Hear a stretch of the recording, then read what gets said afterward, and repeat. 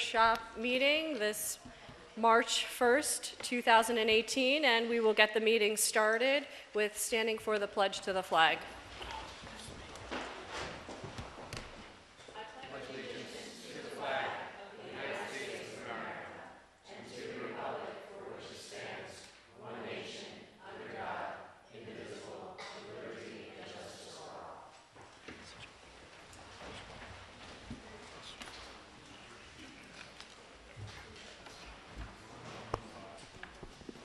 We will move right into reports with Superintendent of Schools, Mr. Michael Brooks. Good evening, everyone. Thank you very much for coming tonight. Very important meeting tonight. We have a number of important presentations on the docket for the evening. Mr. Witherow is prepared to present some information regarding the Bayside Apartments and the process that the district is involved in with its related to its approval, and that's a property right next to the middle school, and the implications of that development and the middle school property. So Mr. Witherow will be presenting on that for the board's consideration. We're also going to be giving the board another update on the Marlboro 2018-2019 school budget, and also have some dialogue on the BOCES budget and some options that we have, and also the candidates that are running for the BOCES Board of Education. And probably the most important point for the night, which is unfortunately very timely, is a discussion and dialogue and presentation on school safety. I'd also like to offer to the Board of Education, now that we are in the middle of the year, if anyone is interested in a building tour, please let me know and I'll set up a customized tour of our wonderful facilities. They don't have to be all at the same time. I can do multiples whenever you're available, and we'll go down and see our facilities. So just let me know. Either let me know or contact Teresa and we'll set something up for you. And finally, and I have it in front of you so you can use it as reference, we had discussed last meeting about the June board meetings. We have two scheduled, one for the 7th of June, one for the 21st of June. If you recall, the 21st of June is Thursday. That's the day before graduation. That's also the same night as the senior awards.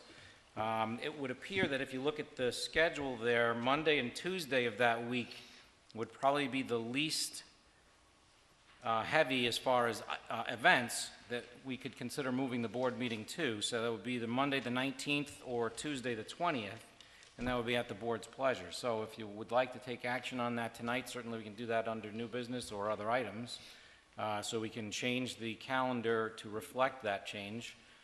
If we keep it on Thursday the 21st, that's fine too. We'll just won't be able to participate in the senior awards presentations. And with that, I'm going to pass it back to you, Ms. Horton. Thank you. We will stay with reports and move on to Mrs. Reed, who will report on Orange Ulster BOCES. Right now, I did not go to the last meeting. Our next meeting is on the 7th, next Wednesday, so I will be attending that. And Mr. Milazzo is not here at the moment to give a report on Ulster BOCES, so we will get right into our safety presentation, presented by Mr. Bakachius and the building principals.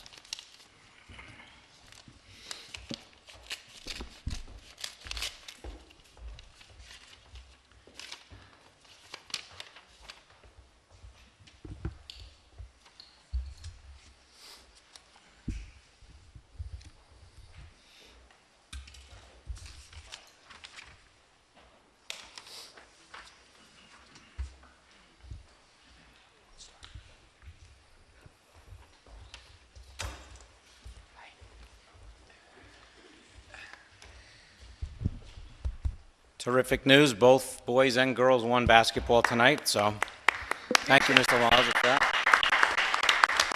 Post-game. Moving on through the sectionals tournament at the end of the season, so that's fantastic news.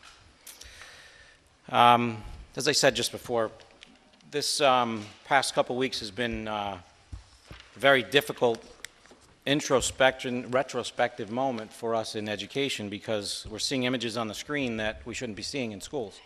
And certainly as a father, but also someone that you've put in charge of a lot of things that happen in our schools each day. I spent an awful lot of time thinking and commiserating as I see those images. And then it's reminded again as I walk hallways and listen to kids and certainly listen to some of the dialogue that's been happening between our administrative staff, our teaching staff, and children. And quite honestly, they're conversations that shouldn't be happening, but unfortunately they have to happen.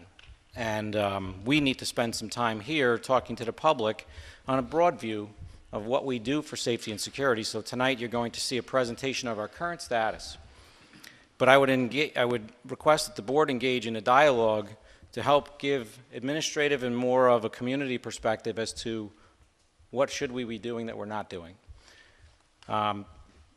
Participating in that process is our administrative staff that has spent a considerable amount of time in the last 2 weeks preparing for tonight. But we also have 3 safety officers that are with us, 2 police officers that are working in our schools each and every day as our SROs, and also our Chief of Police, Mr. Chief Jerry Kokoza.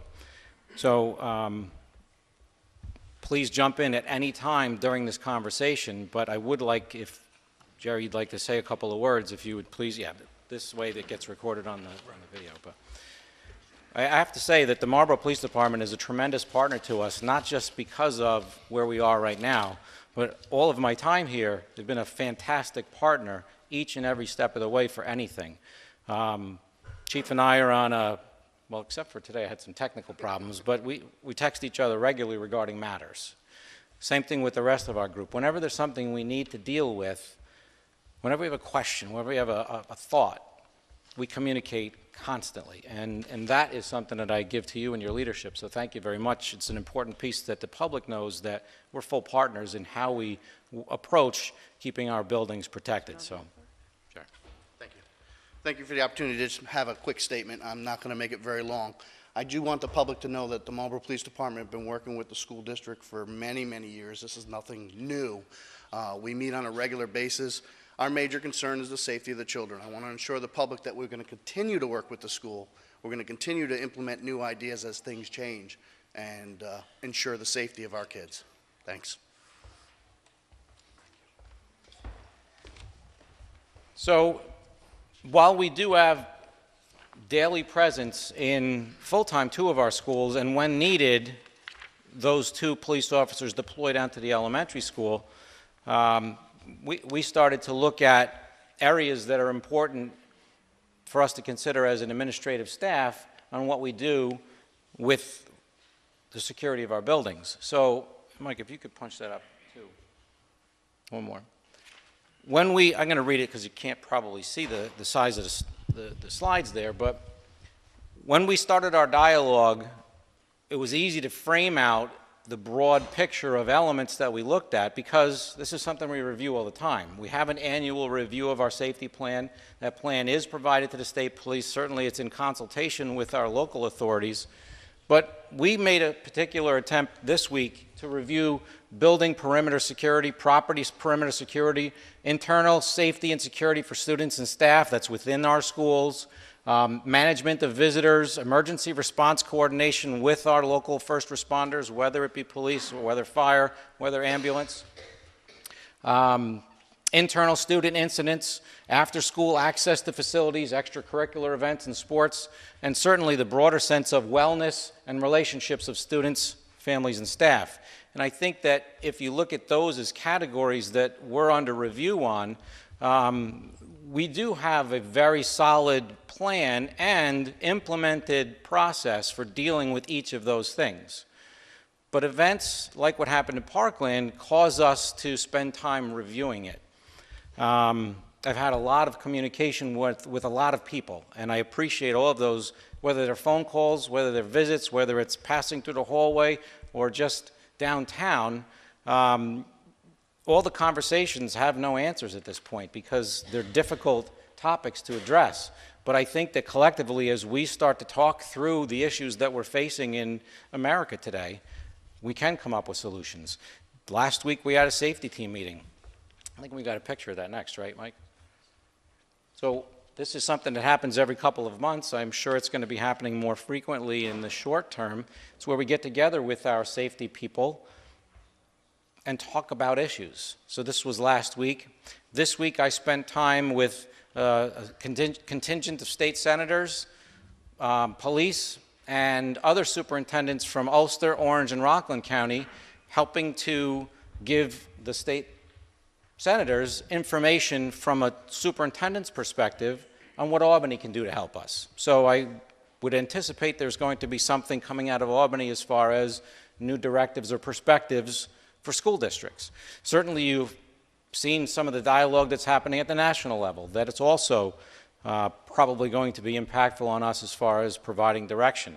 But I do believe that us in our local efforts have the most control and should have the most control over making sure that our students are safe, our staff is safe, and what we do represents the values that this community expects of us.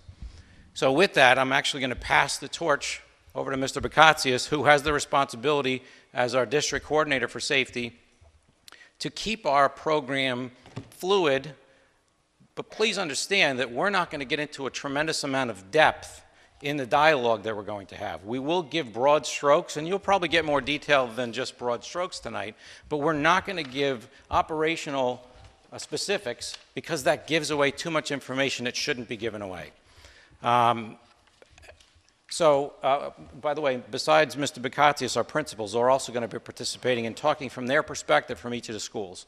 And then we'll also wrap things up after the principals with Ms. Mealy, who's going to talk, where'd she go? Ms. Mealy, who's going to talk about our wellness with our students and efforts that she's working on with our wellness staff, the nursing staff, the psychologists, the social workers, the guidance counselors, et cetera, so that we look at this from a 360 perspective. So with that, Mr. Bakatsias. Thank you, Mr. Brooks. So it did seem like a natural segue this evening was to give the public a status update on the broad overview of security in Marlboro schools, and then we will move towards the principals, who will talk about some of the things that they've done since the Parkland incident. To highlight, the district safety team meets in an ongoing fashion. From time to time, we do have guests who come in there. Trooper Vetter from the state police has attended those meetings, and I just wanted to note that he attends many district safety meetings around the 4 counties that he serves, and he was amazed when he attended Marlboro's because we really had representation from not just the school, but police, fire, all of our emergency responses. And one of the questions he asked there was, you know, is this how the meeting is all the time? And we said, yes, pretty much the people who attend and you see around the table are there regularly. So I wanted to just make that comment. But really what the district safety team, from a broad perspective, is take a look at each of the building safety plans, review processes, procedures, and of course the professionals, police, fire, advise us on things within those plans. So it's a very reflective body. We review the physical plan, indoors and outdoors, consistently. And then safety personnel. What's the procedures that we have going on? What are problematic areas? Do we have events coming up where we need to shift resources and things of that nature? So we're always talking about how the people that we employ as and dedicated to safety, what they're doing in our buildings and when and how. Safety personnel, we have 2 school resource officers who are invaluable to the school district and building administration. And you're going to hear some of that in a few moments from now. But it's very simple. We're educators, we're administrators. These are trained police officers. They see the world differently. They see some of the same. We could look at a similar instance, and they just see it differently and advise us all the time. So it's very important that those school resource officers, what the services they bring are incredible, and it helps us retask what we do around safety each and every day. Our school monitors, we have various school monitors. Some are lunch recess people, others act as greeters and see people in and out of the buildings. So they really are the eyes and the ears for the building principals in those buildings. There's constant flows of communication. They're really communicators, as well as looking to regulate to a certain degree who comes in and out of our buildings. Rose Mealy will get into the student services staff, but we have many staff members dedicated to mental health and wellness and supports for students and staff. So she'll talk more about that. Beyond that, the state does require certain safety drills, and that's just the website. By the way, I see a lot of you taking notes. This is available on board docs, this exact presentation. So that's a hot link to the New York State Safe Schools site. But that's really where the requirements for safety in schools come from and things that we have to adhere to. In addition to that, we talk about our different drills. We talk about various drills and what we need, what kind of personnel we need, what kind of skills we need. So we have various people trained in first aid. We have AEDs posted around the building, go bags. I know these are more common things, but again, overview of what safety looks and feels like every day in our schools. Those are just listing some of the state quotas. We have technology dedicated to safety. The building access control, we are, for the most part, each and every day in lockout mode. You need a badge to get in and out. Employees have those, and we really watch that single point of entry that we have into the building. So that's the access control system, which also gives us various data 24/7, who's in, who's out, those types of things. We do have security camera surveillance around our campuses, both indoor and outdoor.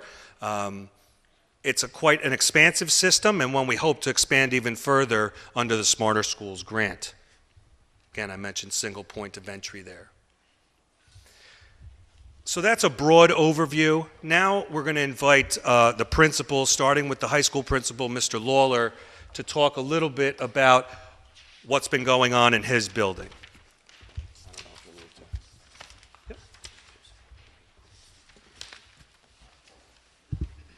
All right, I forgot to introduce a couple of people, so I just want to make sure that I do that. I glanced by our SROs, so we have two of our SROs here, Eric Maston and Kurt Fulton. So please, thank you very much for the work you do with our children every day.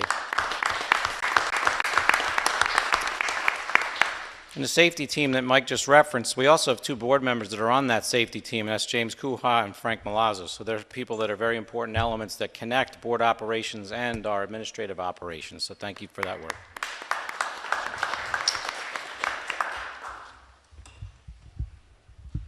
Good evening. So we'll talk about, start with our security precautions.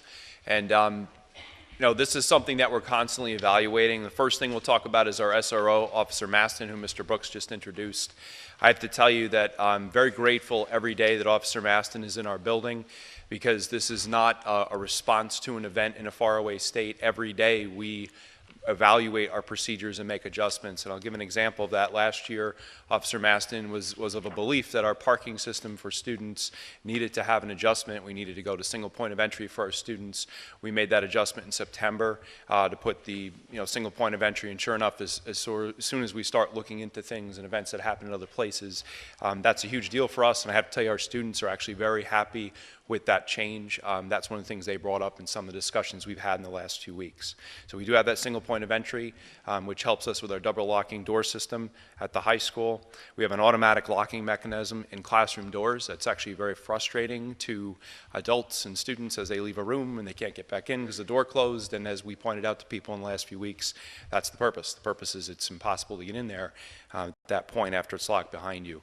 We do have security cameras with a live feed to the Marlboro Police Department, so we constantly have coverage in and out of the building, and so does the police department in the event that something's going on. And we do staff and student training drills, and we'll be making adjustments to some of those drills based on what we've learned. We'll always be making adjustments to those drills.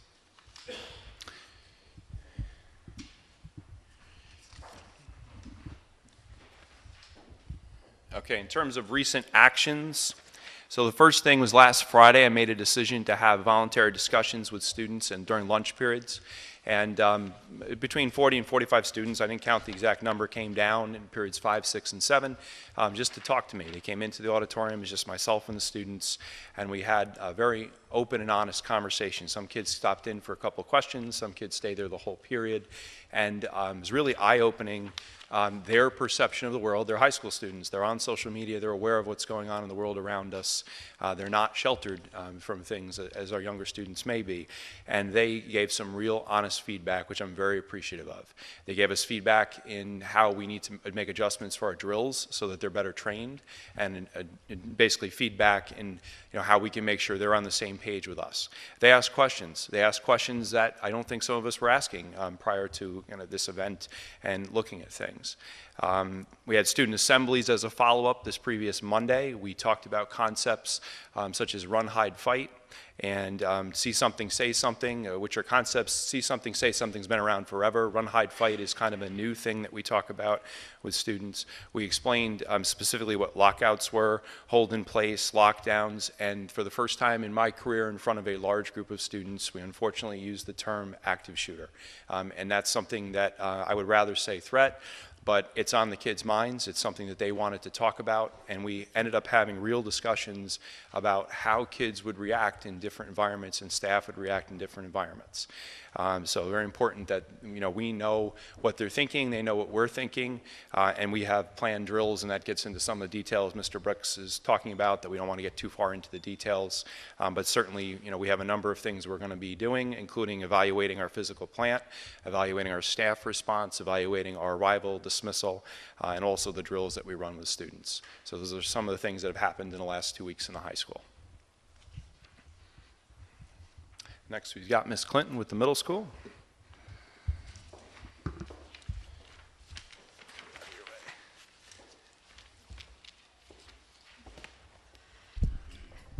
So we have a lot of similar procedures and things in place that you just heard from Mr. Lawler at the high school.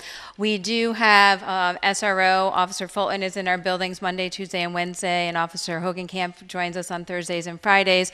And as much as they possibly can, they go down to the elementary school during the course of the day, but they are an invaluable part of our team at the middle school, and their office is conveniently located in the cafeteria, so they are always in a place where there are a large number of students.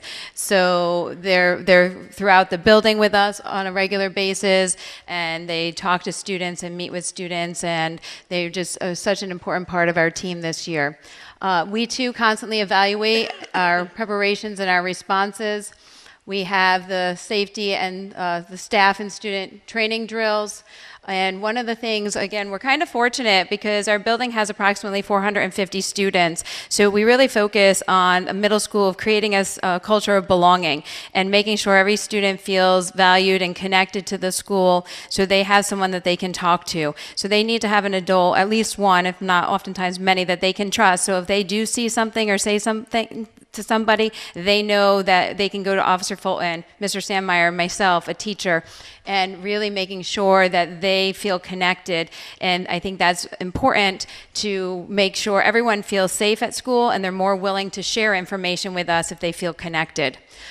We also have our Oveus program, which is a monthly meeting, a class meeting, where we'll talk about different topics regarding any kind of safety and security, in addition to cyber safety and things like that for students. And we have our building safety team, as you'll find in all 3 of the buildings. In addition to the district-wide safety team, our building-wide safety team meets and discusses things that they might see from a classroom perspective, it could be something different in home and careers that they might feel is an area of concern, or if you're on a first floor classroom, or if you're down in the makerspace. So they're eyes throughout the building, and they share some of their insights regarding those areas. Since February 14th, we've all been very aware of the situation that occurred and want to ensure that our students feel safe. And we have had a faculty review and procedures. Mr. Sandmeyer has met individually with every single one of our monitors, our cafeteria staff, to really get some insights into what they're seeing out there, what their areas of concern are, and we've made adjustments based on some of their feedback. And we also have had lunch times that we want to meet with faculty, with students, and we talk about any areas that they're seeing as a concern. So I too had some voluntary discussions. Officer Fulton and I met with students on Monday. Mr. Sandmeyer came in, Mrs. Krakalici, our social worker, also joined us for part of the time, and it was an opportunity for students to ask questions. And there's a big difference for many reasons, but a big difference between the types of questions 6th graders ask you than what 12th graders ask you. So we really try to be mindful of our audience and address their concerns without making them feel frightened, but make them feel informed and aware and know how to handle situations. We have scheduled assemblies based on student requests that will happen next week. And I also spent a fair amount of time today, about 45 minutes, with the student council addressing their questions and concerns around safety and listening to their ideas as well. So it was another forum for the student voice to be heard. We have continually reviewed protocols, morning protocols, day-long protocols, anytime that make sure that the faculty is aware of what they need to do in situations. And as a result of that, we realized that although we're required to do 4 lockdown drills a year, we might need to do some things a little bit differently this time around. And our next lockdown drill, which I've been letting the faculty know and the students know, we're going to do it during a passing time between classes. So students understand what to do in a situation where you're not already in your classroom in a fairly secure situation. So I've been drilling them on things like, so if you're going to class and your class is in 220, but you're outside the library, where do you go? And I want to make sure they know to the library if that's the closest room that's open. Not, oh, I have to get to my classroom. No, you have to get to an open location and get secure. So we've been talking about that so they understand what to do if it's during a passing time. And we're also looking at doing targeted location drills, because a lot of times the questions come up, what do we do if we're in the cafeteria? So I'm going to do some targeted drills that are just during lunchtime with just that group of 150 students, so they understand if they're in the cafeteria what to do then. So the rest of the school can go on with their normal instruction, but when we're in the cafeteria, we're going to practice that. And we're also looking at that when we have large groups of students assembled in chorus or band. So a lot of these things are coming out of requests from what the students are asking, and we'll continue to address their needs and share ideas. And this week we also changed a little bit of the format. We want to make sure people are buzzing in, identifying why they're there. And in between our 2-door system, we put a small table, and if you're just dropping off lunch, an instrument, homework, we ask that you just label it and leave it right there, and we'll get it from that location and deliver it. And so we're just trying to really make sure that everyone understands, be a little patient with us. If you don't need to come in the building, we ask that you don't. If you do, you're always welcome. But we also would encourage you to call us and let us know, and to schedule an appointment so we know, so our greeters know who to expect in that building during the day. And even if it's just a few minutes before you arrive, so that way they know who to expect.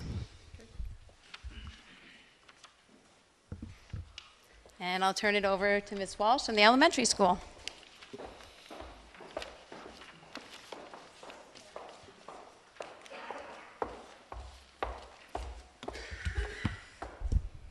Thank you. Good evening to everyone. And I'm here to speak to you about the safety and security precautions that we have in place at Marlboro Elementary School. We're fortunate every day to be able to take care of these children every day, to partner with you on behalf of their safety and security, and we take this very seriously.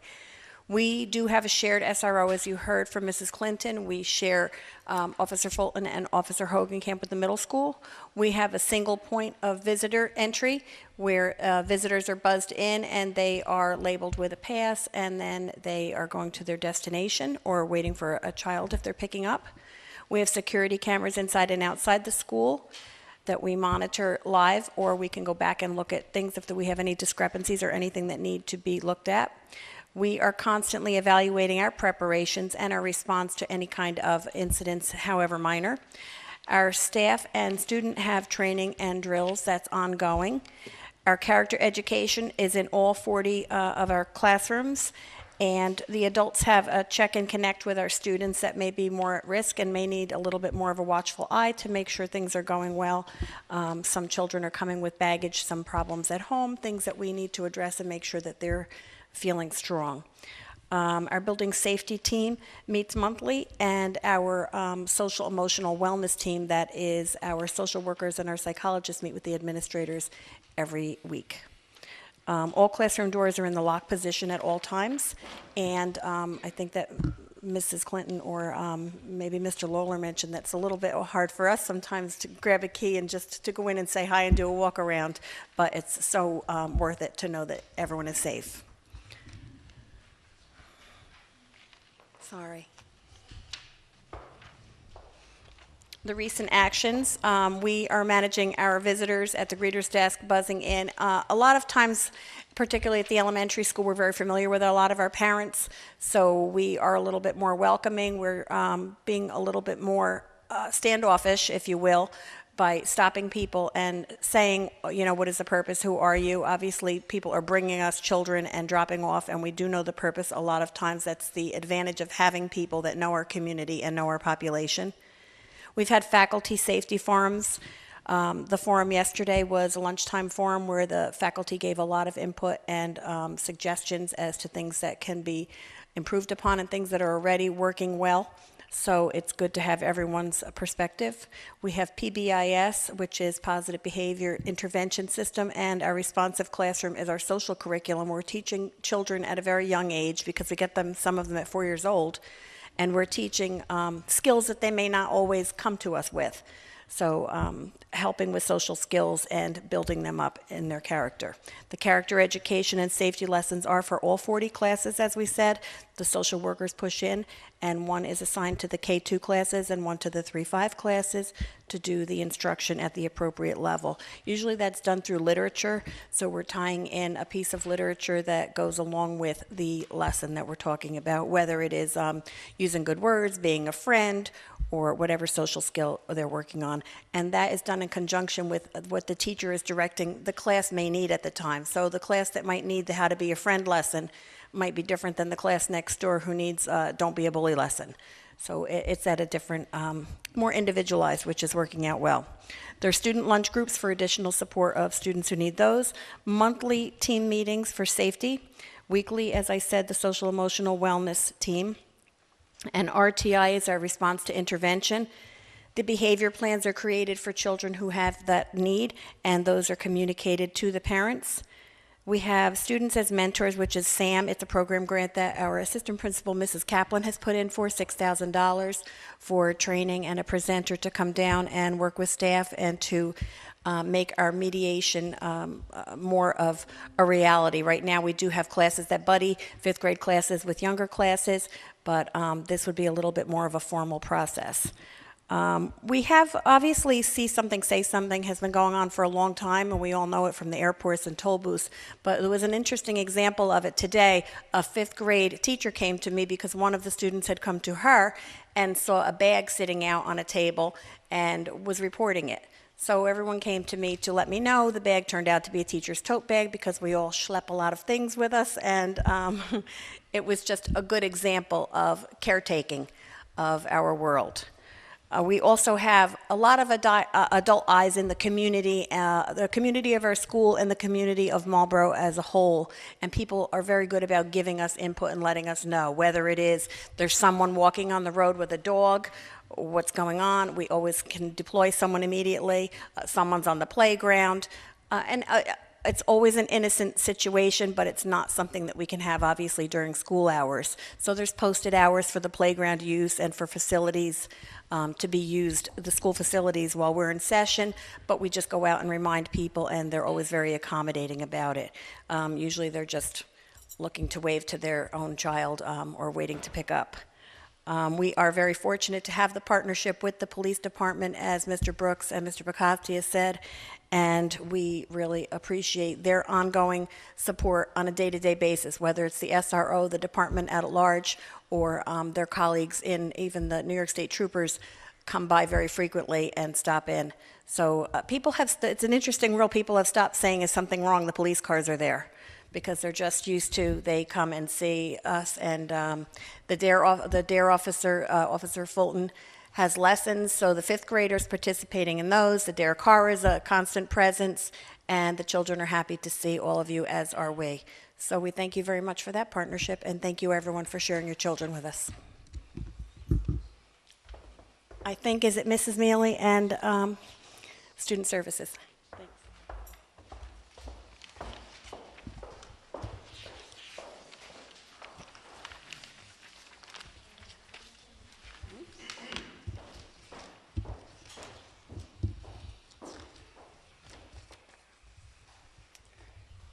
So we would be remiss as a district if we didn't talk about health and wellness with our students along with our safety plan.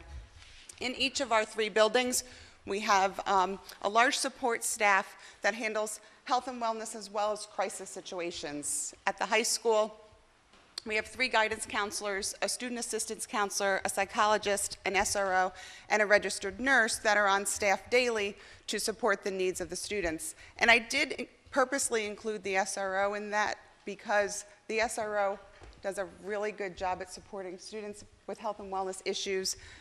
They're able to de-escalate situations quickly, so they're not only there for the safety part, they're really there for the health and wellness as well. In the middle school, there's 2 guidance counselors, a social worker, a school psychologist, the shared SRO, and a registered nurse. Down at the elementary school, there's 2 social workers, the psychologist, the shared SRO, and 2 registered nurses in that facility. A large majority of these staff members are also trained in CISM, which is Crisis Incident Stress Management. They're trained through Orange Ulster BOCES, and they're part of a county-wide crisis team. Unfortunately, some of our members were called into action when there was a crisis in a neighboring district. Orange Ulster BOCES organizes teams, crisis teams, to go into districts to support that district should there be an incident, and 3 of our staff members were called in to support a neighboring district when they had a crisis. All the team members go through ongoing training and update training. We're hoping to get everyone on that list trained over the next year. This year we were able to train 7 new members of that crisis team, so that is something we've been committed to for several years. Some of the district initiatives as far as support services, of course, it's the See Something, Say Something. We've always encouraged students and staff to do that. The enhanced communication systems that we have now, the Twitter and the Facebook and the connections newsletters that go out, the phone calls, those are all ways for us to communicate information to you. So that's definitely played a part in keeping people informed. Back in November, the support team came up with the idea to do mental health roundtables in each district to gather information from each individual building to see what do we need to do to help our students and our staff. It's definitely a twofold project here. We want to bring in programs and supports for our children, but we also want to support our staff as well with professional development and concepts and supports that make them feel ready to deal with the situations that may arise in class. And it could be anything from a child who's upset about a home incident. A lot of times kids come in and share stories with us, and we need to teach our teachers how to appropriately handle those situations. So back in November, we started talking about how to do them. Ironically, they were scheduled for this week, so we just got done doing 3 individual roundtables in each building, and it's interesting the perspectives from each building and the ideas and concerns. Although there are similar threads, they're different because of the age groups. So from those roundtables, we'll be moving on to creating professional development activities, programs, and concepts for each building and the district as a whole to support health and wellness for both students and teachers and faculty. So moving forward, I believe it is Mr. Brooks. Were you going to wrap it up? Sure. Really, at this point, we would like to ask the Board of Education, certainly, do you have any questions? We tried to look at this as this is our current status. As I said earlier, we've brainstormed quite a bit about other options that we may be looking to implement but we'd also like to engage with the board as to where do you think we should be going? What should we be doing differently, more or less? This is a good time for dialogue. I have some questions because I see the Obeas and the presidential, we have the high school. So my thing is the mental health, because a lot of the kids are bullied and I see it on social media when I'm on there. I have it on. No, I guess I don't. There we go, sorry. With the mental health and everything with Obeas, I mean, I know we do it once a month, but the mental health should be part of Obeas. Maybe we need to come up with something to join two of them to stop the bullying. And not only that, because I see it, and I see the frustration on the parents, and then everybody jumps in on social media that don't know the whole conversation. So I would like to see, because a lot of the kids that are being bullied, there is a mental health piece that goes with that. What can we do better? And how can we do it better? And how do we get more empathy and compassion and teach our children that in our district with the bullying programs, the Obeas and everything? I mean, is there a way that we can do that? I think that if we were to come up with that solution, we would be able to pay off everybody's mortgages and Well- that's in the room right now and live happy lives in the island somewhere. That is an ongoing effort that maybe the three principals want to speak to on how bullying manifests itself in your schools and how you deal with it literally on a daily basis. I mean, it's you know, there isn't a magic arrow. That's part of the problem with it. There is no one program that you can put into place. Certainly there isn't anything that's going to solve all issues. However, if we start to peel things away, we know that it'll get worse. So putting programs into place is important, but I think the principals would agree with me, and please, if you don't, say it. Those relationships between students and teachers, and then certainly teacher to our administrative staff to deal with things that are beyond bullying that become needing disciplinary consequences, that's the key. But it's not something that we want to ever ignore. It's solving the issue becomes a very, very difficult process. Listen, we see some very interesting dynamics happening on the television every night that adults are behaving in that way, and they're elected absolutely right. officials. So, I you know, see that on social media too. we have some difficulty there that transcends over to our children as well. So I mean, I don't know if that helps an awful lot as far as perspective, but I agree with you. We need to do more, and that's working continuously with children, families, and our staff to try to root it out. I have a question. What happens if you have a child that's constantly bullying somebody else? What'd you say? I mean, what happens when you have a child that constantly bullies somebody else or picks on a child? And I mean, what happens? Is there a consequence of like in-house suspension? They get suspended? Do we move the kids around? Do we move them to different classrooms? I mean, I'm just asking because I'm not sure. I'm going to how, say you know. yes, yes, and yes. Oh, okay. I just want to make sure because, you know, like I said, I see things and I have. Huh? It starts at home. You're right. It does start. You do all the stuff you want to do in the school to fix it and all of that. And if you see how many students in the school, there's 450 students, I believe the lady said, in the middle school. Yep. You got like 7 people here. They should have every parent here, from each person should be represented here from the family here tonight. So that when their child goes home, they can talk to them about the principles, the stuff that's going on TV. Because I guess we're all workers, we all have people taking care of our kids. There's always going to be an issue. Establishing something like a mentor, where somebody's able, I think the elementary, I think the lady spoke about some kind of mentor. It doesn't only start there. It's the older kids. If you get the older kids with the younger kids, they're mentors. Remember, our kids reflect us. Reflect us. So if they can look up to the cops as they see and they talk, they come in and talk about it, the same way these kids who are older, it gives them a sense of, oh man, I'm machismo, you know, I'm helping another child. And it makes it easier to communicate because kids communicate with kids. They're not going to communicate with you. You're right. So maybe that might be an idea or something that we could look into as a mentoring program.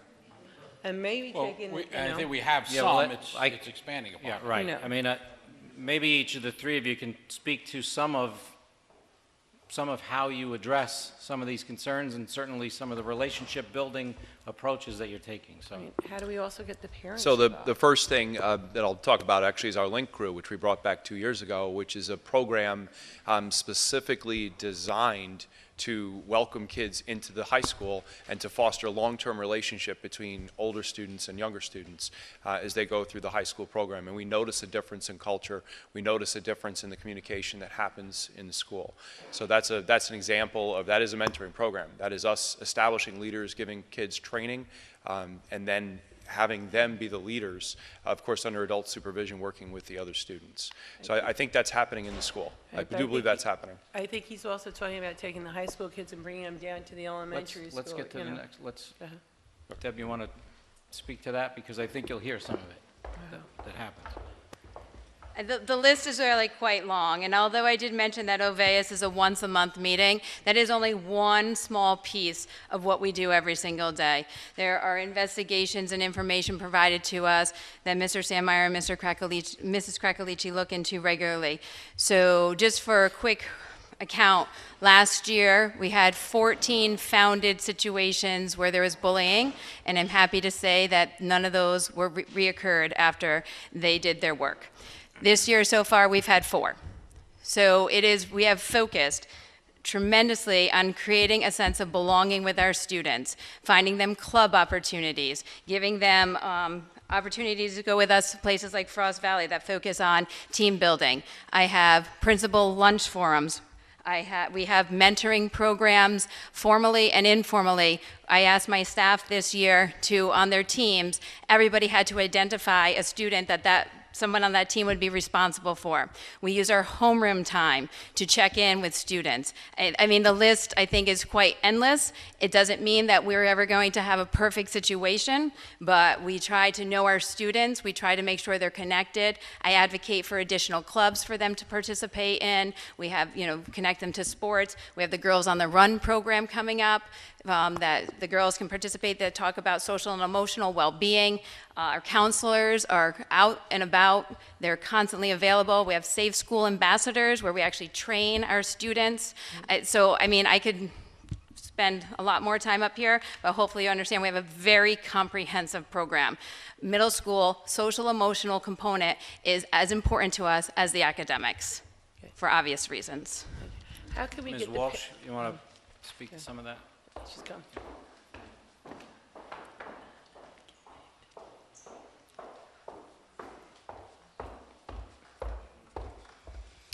So at the elementary school, it's interesting that you spoke about partnerships, Mrs. Reed, with the high school as well, because we do have that in place. So we do have buddy systems with older grades and younger grades and with classes that are on the same grade level, but we also have high school students that come down and participate for many activities, whether it is the ENL students coming down to work with the students in the classroom. We have Mrs. Casey brings down her students to work with students on reading and writing activities in the kindergarten classrooms.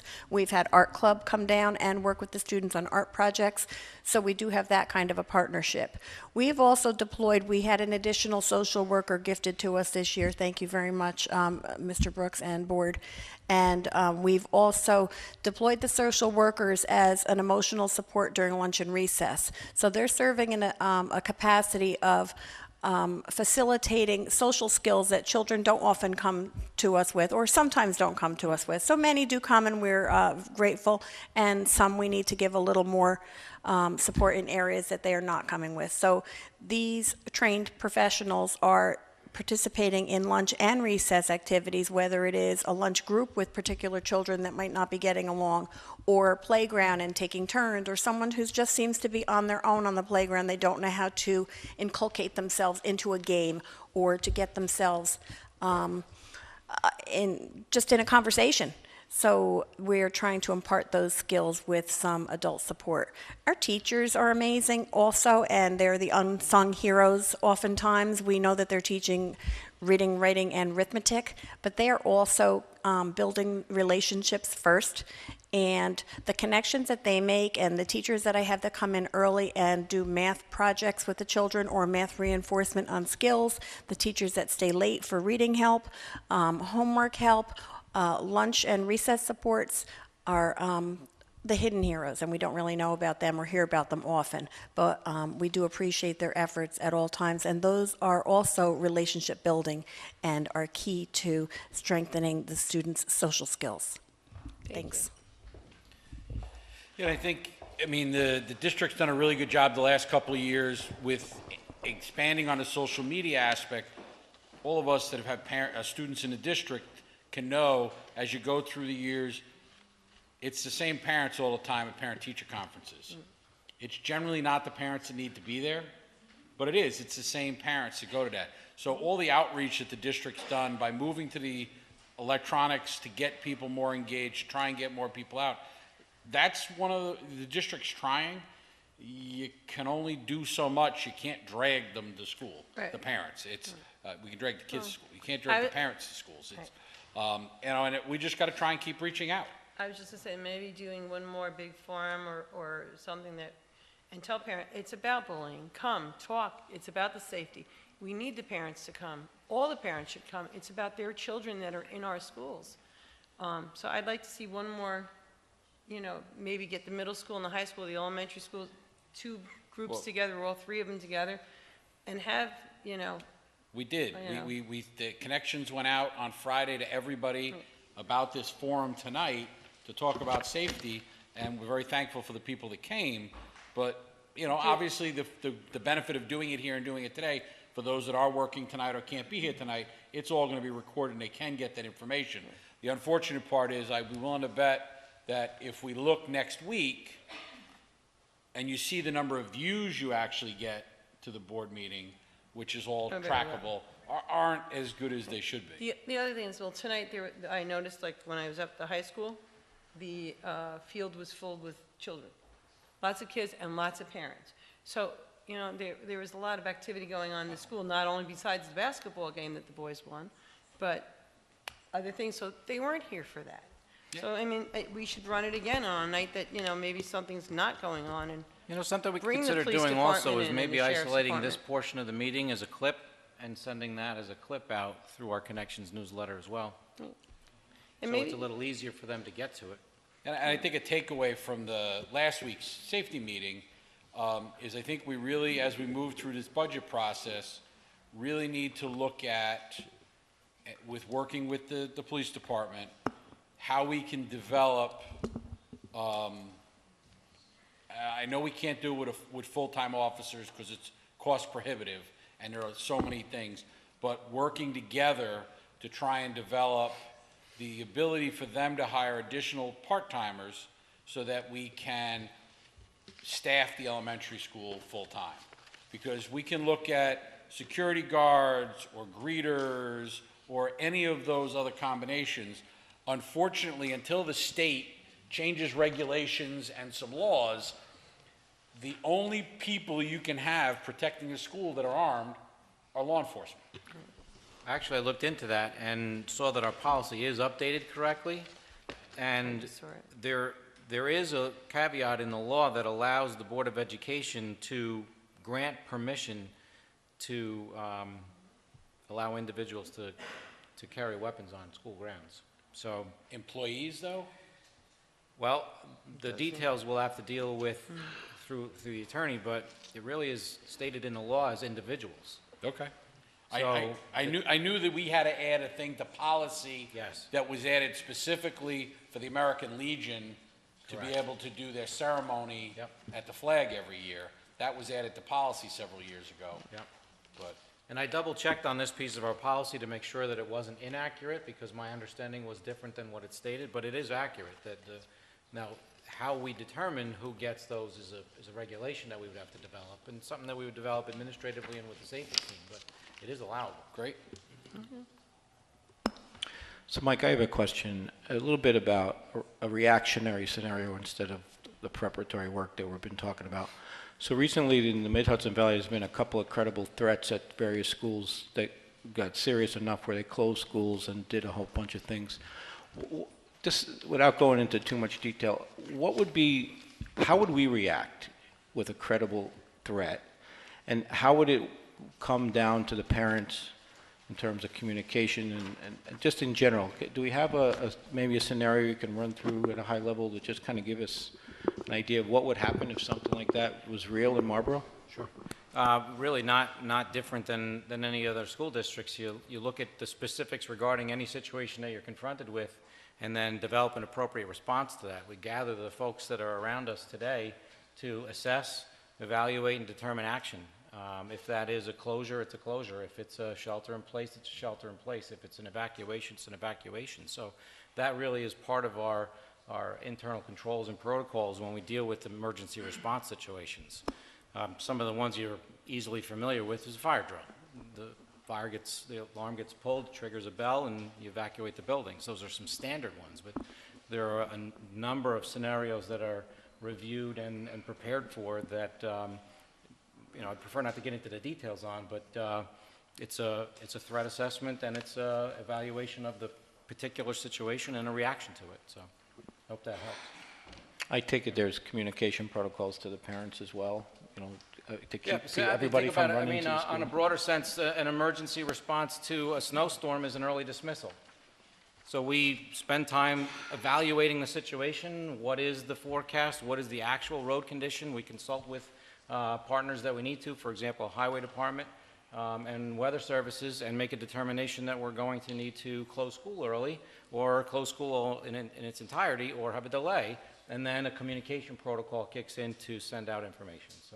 And we typically send it out on all of our channels that we can: voice, email, text, Twitter, and Facebook. Mr. Brooks, wasn't the scenario was the kid pulled the fire alarm that caused the havoc to get the kids out of the classrooms? I believe that that's correct, yeah. So I think that should be addressed then, Does the students automatically, when the fire alarm is pulled, do they automatically leave, or does teachers and administrators assess the situation before the students leave the classroom?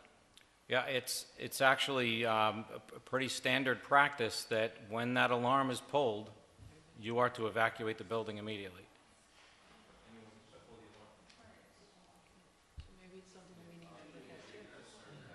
Well, it's interesting. Just perspective too, and again, getting into a lot of detail in a public forum doesn't help us in the long term as far as security goes, because we certainly don't want to violate anything with the Uniform Fire Code. I believe that's what it's called, correct, Officer Maston, the Uniform Fire Code? Eric Maston wears two hats. He's also our resident fire professional that advises on these matters too, but solving one problem sometimes creates another problem. So it's something that we do have to be very fluid and smart with.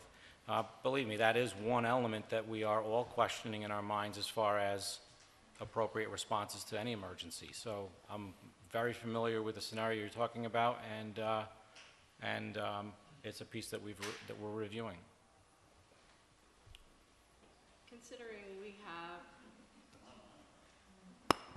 Considering we have 3 SROs in the schools, they're all armed, that's correct.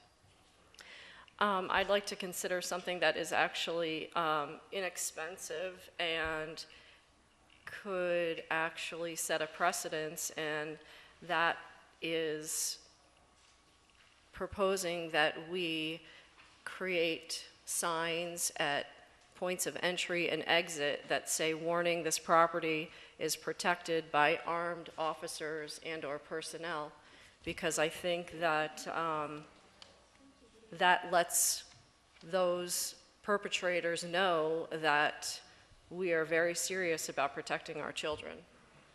And I think it's an inexpensive way to start the process to let the outsiders know how serious we are.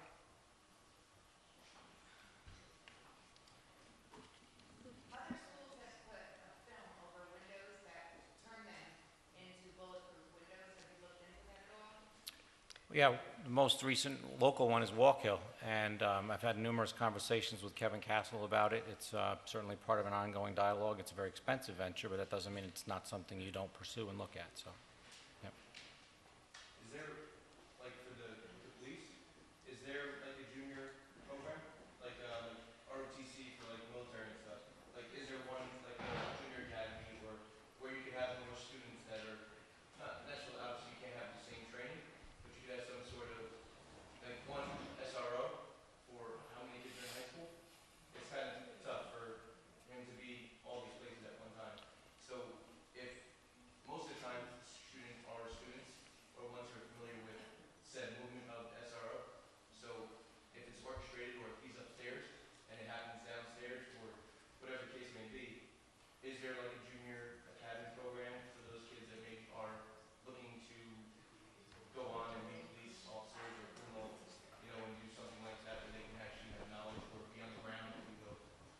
might not, sorry.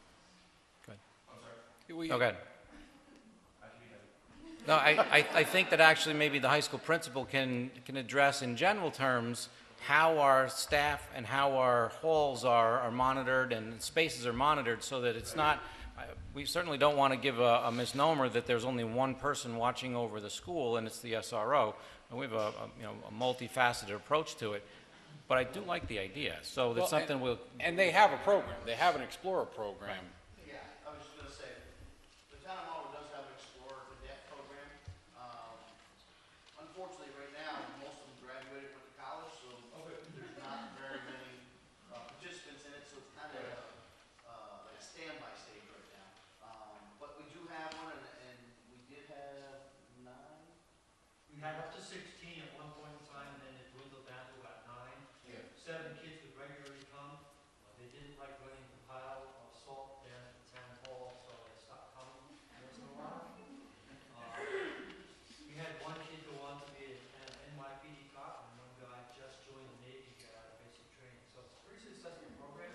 I know that the RTC program down at Parkland, those kids were fairly instrumental in assisting other kids. They were trained, they knew what to do, they kept their heads. That was very helpful. There's nothing to stop us from approaching the school board, the high school, and asking them for time, classroom space, to institute some kind of an extension of the cadet program or an RTC program. That's always out there. I mean, they make gym Olympics, so make something like that and let those that are interested and that want to, help out or at least can handle something in places where they're not getting caught up in everything else, that they can be on the ground, not take away your spot.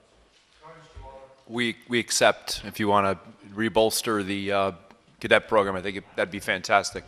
I was, Like my nephew went to one over the summer, the town of Newbury, whatever it was, where they, he hated it, but at least it was giving him insight, at least well, it wasn't like a camp, but at least it gave him some insight as to what you guys may go through and, how to handle stuff, or just basic things that might come up, like the first aid or some little stuff like that. It doesn't seem, it might seem trivial or something that he hates, but it might kick in at a time like that, hey, look, calm down, something like that, where you guys can listen.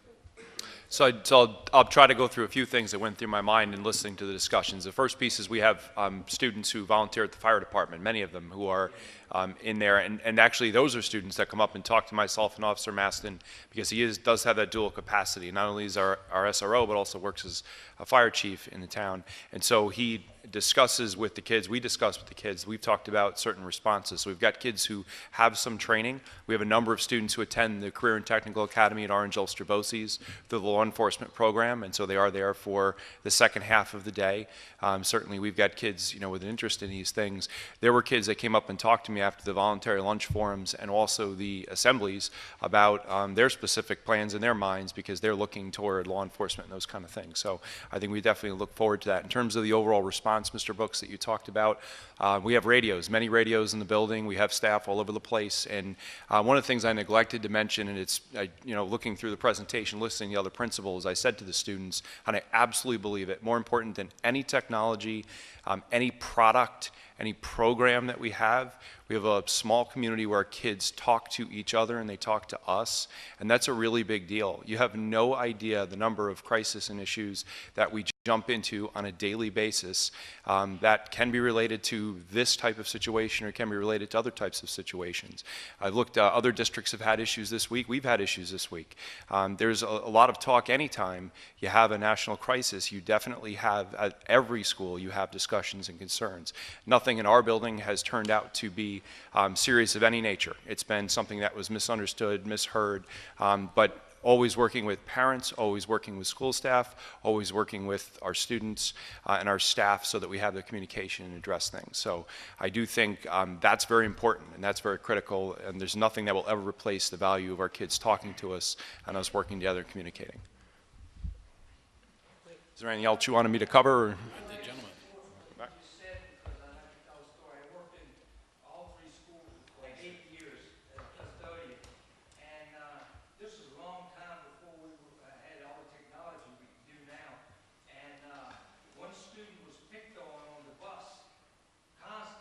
Constantly, and he had problems, safety problems, but anyway,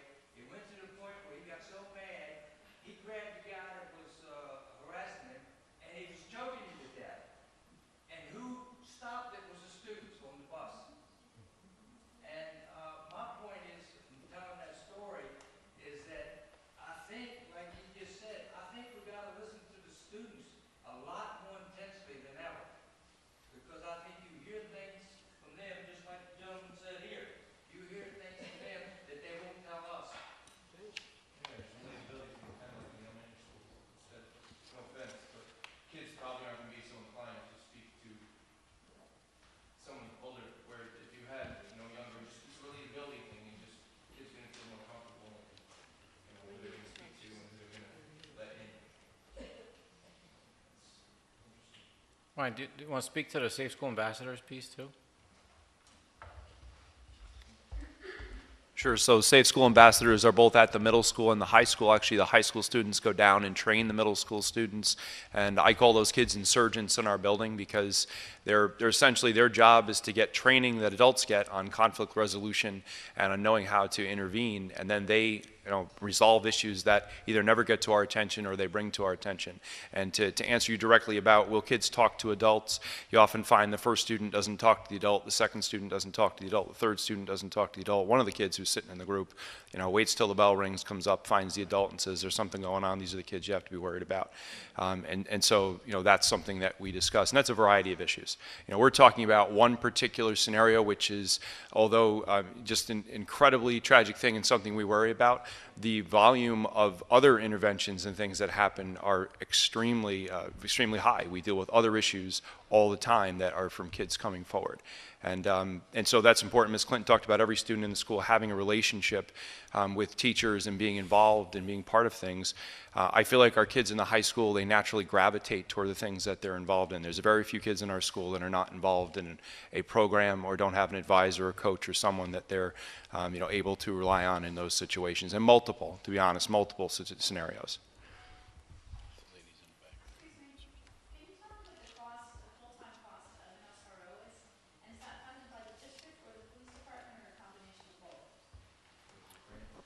Sure, there's kind of multifacets to that. We're actually exploring costs right now for additional resources, whether it's a school resource officer or whether it's paid security guards. So we should have that information compiled for full review soon. But it depends. It depends upon the full-time status, part-time status, and the hours. So we're pulling that information together right now. But we currently, the position at the high school is part of our agreement with the town when we leased them the space here. Right. So there's no monetary change. The officer at the high school is built in, it's permanent. In this year's budget, when we added the middle school, they have 2 part-time officers that we reimburse the town at a rate that the town sets. Right. And we're exploring expanding that Right. and also looking at other avenues as far as that type of a resource. So, and I've been working closely with Chief Kokoza on that and certainly sharing that information with the board as we prepare for budget. Mike, can you tell us what percentage of the budget goes to security? We can get it. It's not off the top of my head, but, yep. I mean, it's a considerable amount of money when you think about whether it's this type of a resource, whether it's cameras, whether it's hall staff, monitors, communication systems, maintenance for door locking mechanisms, maintenance for ID cards. There's a lot of facets to it, so I'm sure it, ranges in the, hundreds of thousands of dollars when you add it all up, all told. I mean, even if you think about lunch monitors as part of that staff, I mean, they really are. They are part of that listening staff. So.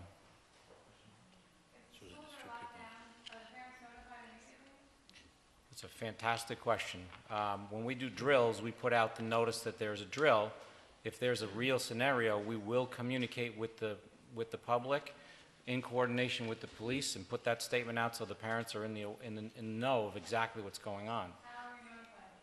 What's that? How are we notified? Through our communication system. At the bus stop where you pick up my kids. I'm sorry, I couldn't hear the whole. Like if the school gets locked down, are we notified the same way if snow drill or snow? Exactly, yes. Yep. And those communications coordinate through me, and certainly at that point, I'm going to be coordinating it with the chief. So. On that, do we know when drills are? Like when they're doing drills, do we know as parents? When it's lockdowns, sometimes we put out those notices, correct? Now, the regulation changed. It used to be 1 lockdown a year, now it's 4 by regulation. That 1, we would usually put the notice out afterwards, but it's also something that we want to try to keep close to the vest to staff as well, so it's a surprise to them. Even fire drills are really a surprise to the staff. Yeah, no, not so that we know, just so that we know that they did happen, for like lines of communication with our kids, so we can bring it up. We have a kindergartner, so when we knew about this forum with the school shooting and stuff, we asked him,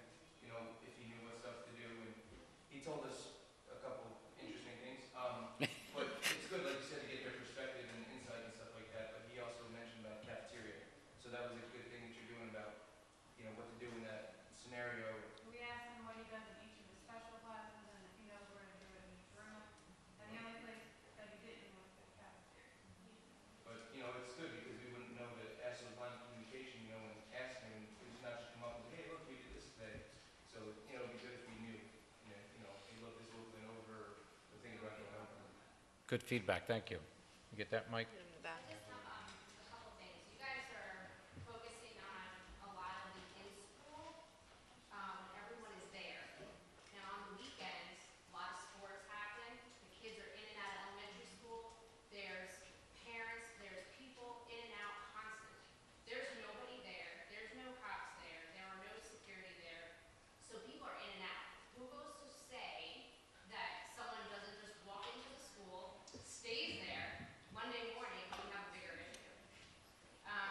Also with that, as far as like, have we ever looked into metal detectors possibly for at least the main entrances for when the students are going into school? What goes to say that these students aren't walking in with a gun in their, in their bag or another weapon?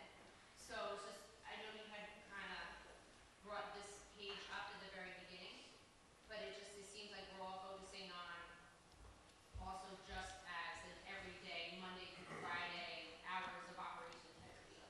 It's a fantastic question, and that's some of the stuff that we're certainly looking at. Okay. And again, you may hear some evasiveness from me because I don't want to fully let on anything that we will be doing or won't be doing because we don't want it to be out there in the ethos so that it's simple to get around.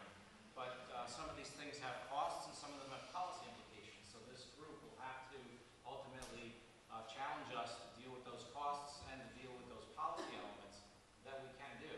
It's just a matter of also, if you think about it as a yin and a yang, each one of these experiences also takes away some flexibility and freedoms.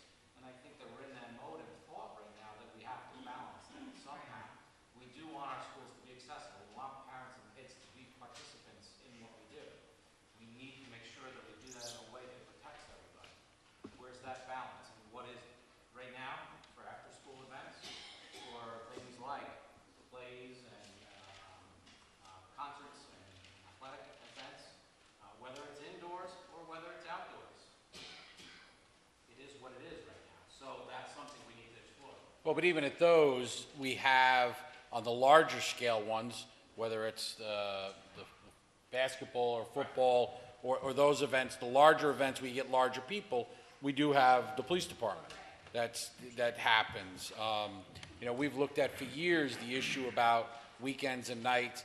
It's much less, there's many less people in there, and it's always been a balance of what can you physically do within the constraints of a budget, and when you talk about metal detectors, it becomes the whole, is it a prison? Is it the courthouse? And the physical ability to process at the middle school 400 and some odd people into a building through one entrance at the start of school. That's a lot of people to screen through one entrance at the start of school when you start talking about buses coming and going. So those are all the things that have always been discussed, and I think will always continue to be discussed of what's the best way to do that. At the forum on Monday that I attended, the idea of metal detectors, magnetometers came up. If you look in here, this is a courtroom, and that's courtroom level security. Another layer up from that might be airport level security, and then you start moving into prisons and whatnot. And each one of those ramps up the level of security.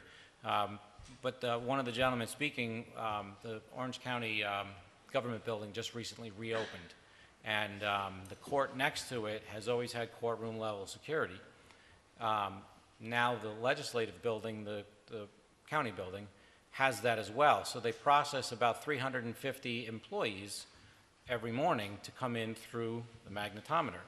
And it takes them 7 staff members for doing that. So besides the magnetometer equipment, you've got the 7 staff members just for those 350 people to process them in a timely manner to be able to get them into their workstation. So these are just elements that we are certainly researching and looking at, and we have to review, and you have to talk to us about where do we go as a community. Do you accept volunteers for that? After school hours? I don't know. I mean, I think they're trying to eliminate extra people. Right. Right. It's a whole other vetting process. So, someone else had their hand raised up. Has the district, and particularly the high school, determined how it's going to address the upcoming national walkouts and peaceful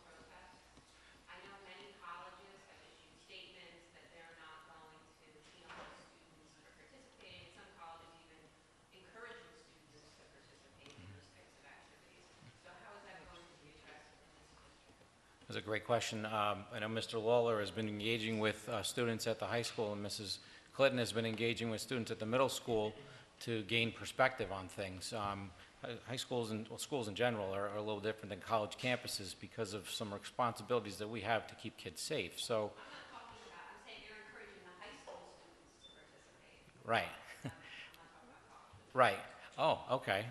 Interesting. No, we are actively dialoguing on that administratively on how do we look at that situation. And Mr. Lawler has had conversations with groups of students, so that's kind of an ongoing discussion. Has the district taken a position on it? The district has not taken a position on it, though. But that'll be communicated prior to, it's coming up in 2 weeks. Right. We're actively trying to figure out where our students are. So maybe we can speak more specifically at another time. I have a question. He doesn't see her. Oh. Sorry, this week, the phone system for the district was out twice. Yeah. Ironically, during the safety presentation for centers at the high school. Is this being addressed, and do you have a contingency plan, especially given the shoddy cell phone service through in Ellenville? Yeah. I understand that there's one phone line that runs that runs directly into the high school. Are there other phone lines in the other schools, or are they out of luck if something was to happen in the school district's phone Right. system? Yeah. Maybe you can speak to that, Mike. Yeah. We understand that the current phone system is of age and is due for replacement. We've been, the funds for that we've been talking about it in the Smarter Schools bond issue, but there's a portion of that plan also that we could pursue with a purchase to Orange Ulster BOCES. So there is a plan for a new phone system. We're looking to expedite that. I wouldn't expect that up and running prior to September. So we're aware of the current issues. That particular day was a rather long outage, but we simply, to address that outage, would cost thousands of dollars in a system that we plan on replacing in a short term. And that's where it stands right now. So is there a plan? If something was to happen and the school district's phone system's out, what are you going to do? Yeah, each school does have some hard copper lines that they can use to dial out. They're what we call red phones. There's emergency phones in each building. Every fax line is a hard line. And we do have repeaters for cell phones around the office areas. So there are points of communication if the school's phone system does go offline. And our communication system that we put out messages through actually go through an off-site system that's connected through the internet, and our internet is ringed in multiple directions. So I believe the calls go out through 3 or 4 different sites around the nation, depending upon the traffic that's needed for the communication system. So when you get my voice on the closings in the morning, and the text, the email, and the Twitter and the Facebook, that's actually through a pipeline that's the internet, and it's going through, the calls are actually routing through, it could be even Wisconsin or something like that. There's off-site locations for those systems.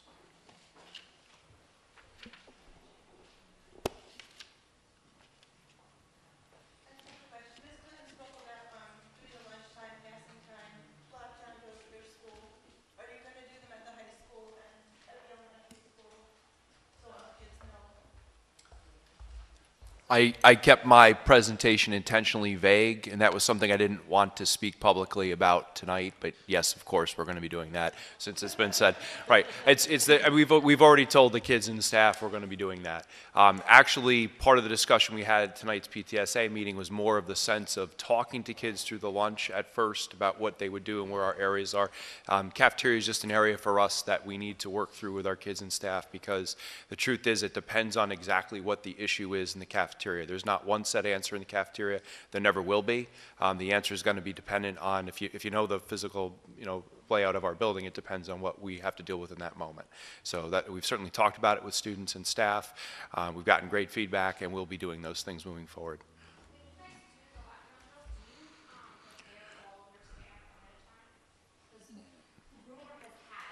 Yeah. I know a lot of high school students, that basically the teachers are aware of when these lockdown drills are gonna be happening. There's papers going up against the windows and like nothing has happened yet. Students are now prepared for a lockdown drill. They don't take it seriously. Then they start on their phones and it's like a party in class where some of them don't take it seriously, where there's other students that do take it seriously. So to answer that question, when I started here 2.5 years ago, we weren't doing a lot of lockdowns. There was a movement toward doing lockdowns, and so we had, there was a district-wide one that was done once a year. I will say the first one that we ran with staff, we did announce it with staff because I wanted the staff to be comfortable in that moment. Then we said, you're not going to hear about it from this point on. Then there was a small group of people who knew, and for one of the lockdowns, it seemed like a few other people had figured it out. So there were, last one we did was a surprise. I know that for a fact because one human being knew that that lockdown was going to happen that day and that time until about an hour before, and we communicated with folks that need to know. And in terms of communicating post-drill, if we're going to do a drill, I actually prepare the connect that's outgoing prior to the drill. And the first thing I do when the drill is done is I walk into my office and I click send. And then I walk out and take care of the, we always do a post-drill breakdown. We talk about what worked, what didn't. The purpose of the drill is not that we get it perfect. The purpose of the drill is so that the kids practice, the staff practice, and we learn. And we expect to make mistakes during a drill. That's how we learn and get better. So I think we're about maybe 8 lockdown drills in now since I've been principal of the high school, and we get better at each one. Now that being said, because we're intending to do some things during times that are a little bit crazier, I think there will be some communication. The first time we do that, that's fair, because there needs to be an awareness. I don't want kids being terrified. I want them learning. And it's important, that we keep that in mind. But over time, I think they'll get accustomed to us doing it that way. I'd like to address the issue about, you mentioned about the kids on the cell phones and having a party in the classroom. Basically what we do, we assemble a team on the day of the lockdown. The building is gone, it's locked down. We check the building, then we go back and sweep the building and clear each room individually. And my insistence, and the chief supports me, he's been supporting me for the last 8 years. We don't do this like other schools. Other schools will announce a lockdown, and then 5 minutes later they'll announce the lockdown drill is over. We do our lockdown drills like as realistically as possible. A police officer will come around to each room, unlock the door, and clear that room. We make sure that when we clear those rooms, that those kids are hidden, that it's orderly, that they're complying basically with the way the lockdown should happen.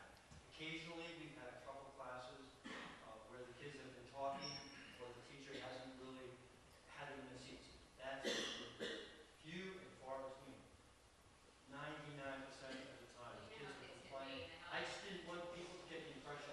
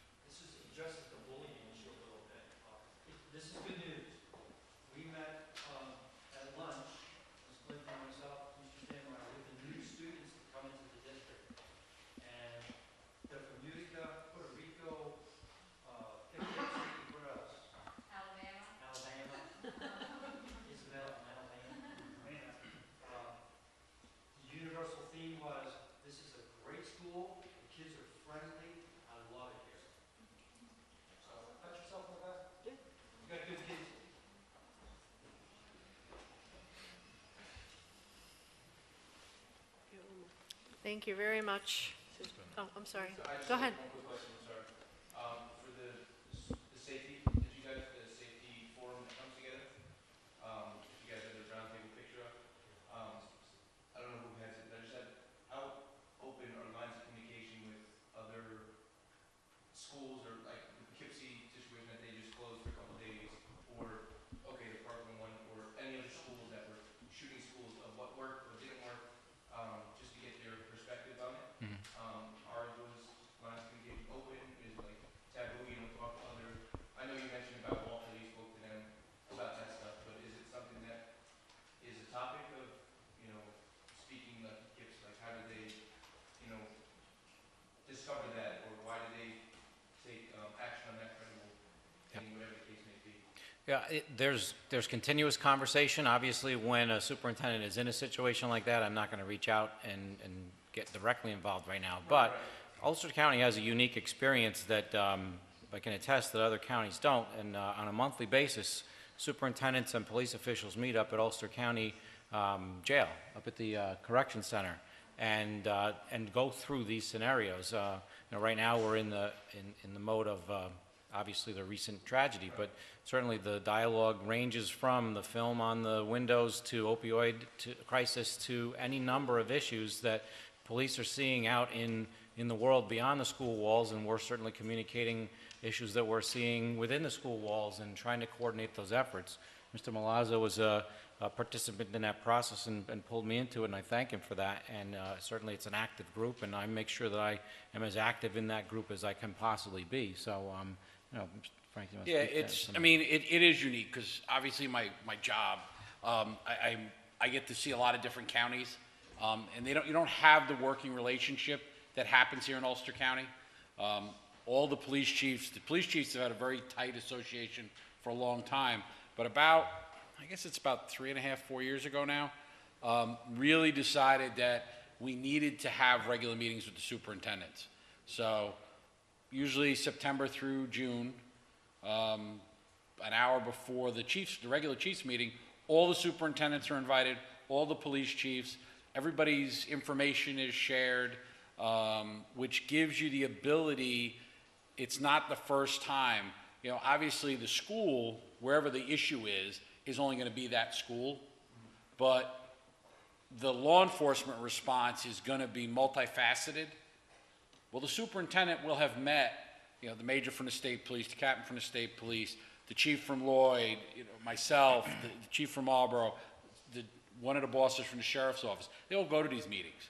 So when there is a problem, whatever the nature is, I know I had officers helping out in Beacon last night with the screening of all their buildings. So there's that information share that goes on, so that when the superintendents meet with us, there's that ability to share information. So it's something that doesn't happen in most counties. So we're very, very fortunate here in Ulster County to have that. And those relationships, as you all know, relationships is the most important thing. Having those relationships and being able to just, you know, text, call, whatever, hey, what's going on? I heard this, you know, do you have this problem? How'd you deal? You know, those things you're talking about happen every month. Just a general statement about a real scenario that we dealt with last school year. It was actually on my daughter's graduation day from Fredonia in western New York, 6.5 hours away, and it was a Friday night. And Chief Kokoza, I think, Kurt, you were involved too, and Ms. Clinton and I, from 3 different locations around the state, orchestrated the response to an issue that was dealt with very, very well, even though we weren't even remotely close. So, and that is phone, text, and email communication at will. It's a well-oiled machine of communication. I think I was in your office today.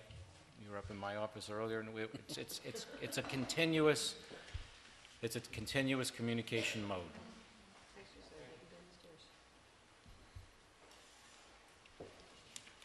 This board certainly appreciates the productive dialogue, and we want everyone to know that the safety of our children is the utmost important thing in this community. So thank you very much. If I could, just to leave off also, this is not an ending point, this is a starting point. It's a continuous movement piece for us. If there is anybody out there that ever wants to meet with me, call me, talk to me about anything that you're concerned about, please contact my office. I met with, in my office, several parents this week and spoke with many on the phone and also corresponded via email. It's an open invitation. If you have any concerns whatsoever, if you have ideas you want to share, if you just want to commiserate, please know that you can come into my office and spend the time. All right? So it's an open book. Thank you. Still on reports, we will be moving on to Mr. Witherow with a presentation regarding the Bayside project.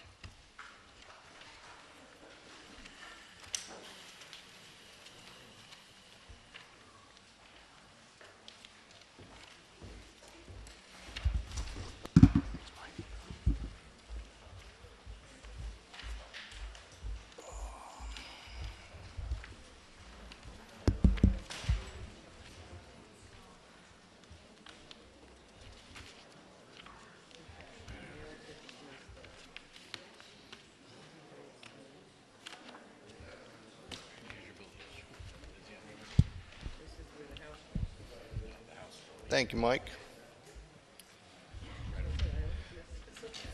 So we talked about this briefly at the last meeting, and there was some additional information that came up at the last moment that caused us to not be able to move forward, but we did want to present some more information on what is being proposed and what our options are from the board's perspective in terms of what we're able to do going forward with some proposed improvements at the middle school. So just some historical information. The property, I'm not going to read through it, I'll just summarize, but the property adjacent to the middle school across from Young Avenue, there's proposed a significant residential housing apartment complex to be put in at that facility. Excuse me? Can you just speak up a little louder? It's hard to hear. Sure. I think I need to, I want to be bent over the whole time. So there is a residential housing apartment complex slated to go in adjacent to the middle school property. Essentially what would happen is the light that's at 9W right now at the end of Young Avenue as you turn into elementary school, that's going to become a four-way intersection with a road that will lead up onto the apartment complex Bayside development. So as we were discussing with the town, they approached us because there's a right-of-way that exists through the middle school property onto that adjacent property that now is owned by Bayside, and there was discussions about access across that right-of-way onto the property. So we had discussions with the town and the planning board, and the town supervisor basically kind of approached us and said, hey, you know, is there an opportunity for any improvements to be done at the middle school with this apartment complex going in? So we did discuss with the owner of the project what we would like to see done, and they've given us a memorandum of understanding that the board will eventually have before them for consideration on some of the improvements that are going to be made. So the presentation today is really just to walk through what the process is, what the proposed improvements are, and at what point in the future we're going to be able to take action on whether we accept or reject those proposals. So the first thing that prevented us from taking action on it last week is since we're going to have work done on our property, even though we're not doing it and it's part of a property adjacent to us that has a project, we are required to go through the seeker process, which is State Environmental Quality Review. So we are in the process right now. We're on step 2, where we have our architect and engineer filling out a short environmental assessment form. We'll then have to make a determination on whether there's any significant adverse impacts on the proposed work. And depending on what that decision is, kind of decides whether we take this circuitous route or we just go right to ending the SEQA process. But once that process is completed, we then would be able to take formal action on the proposal. And the proposal is in 2 parts. The first proposal is to expand existing pavement for additional parking spaces and striping on the middle school property as depicted in the map. And the 3 choices that we have are that the owner will do these improvements, that they could cost out, get 3 bids on the work, and then based on the lowest price bid, donate that amount of money to the district to do the improvements on our own, or we could reject all those improvements overall. And just to see what that entails, we've got a map. It might be hard to see. You can see online. This is all on board docs that you could look up. But this is the existing middle school. This is the proposed new road that would come up from 9W. Elementary school would be over here.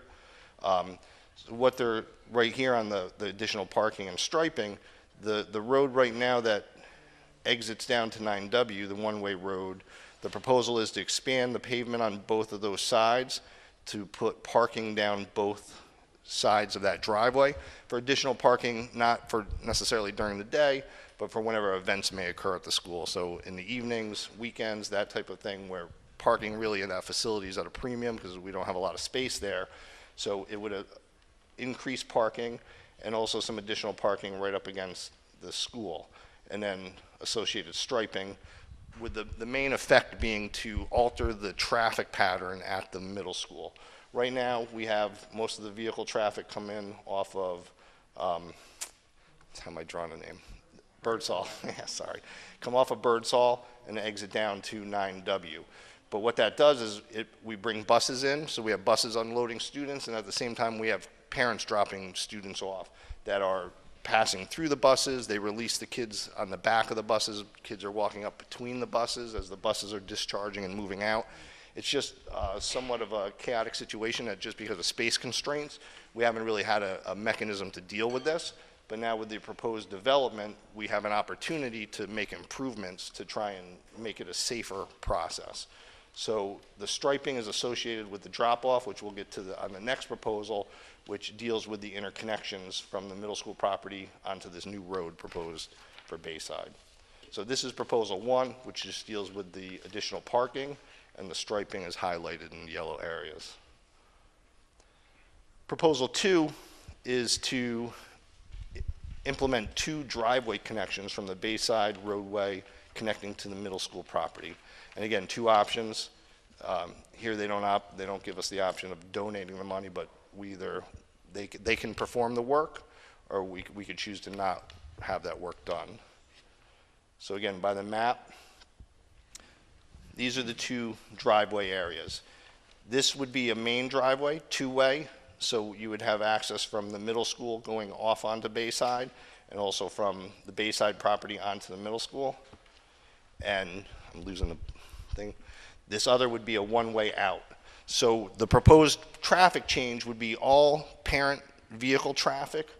We would we'd gate off the entrance from Birdsall. Parents would come up the new road, come up the new road, circle through, drop students off, exit back down to 9W.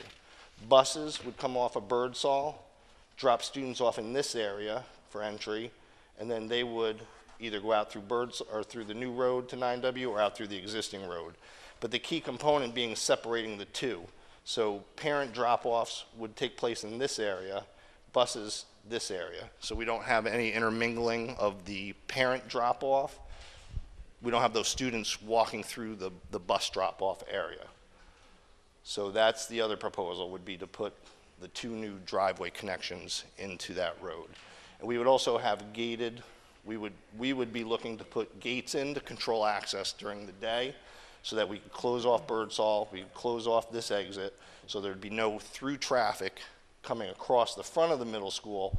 Anybody coming to the school for any business would come in off of 9W through the new road, park, and then exit back to 9W off the new road. So you would stop. Right now we have a bit of a problem, which we've mitigated somewhat, with vehicles kind of using that as a cut through from Birdsall to 9W.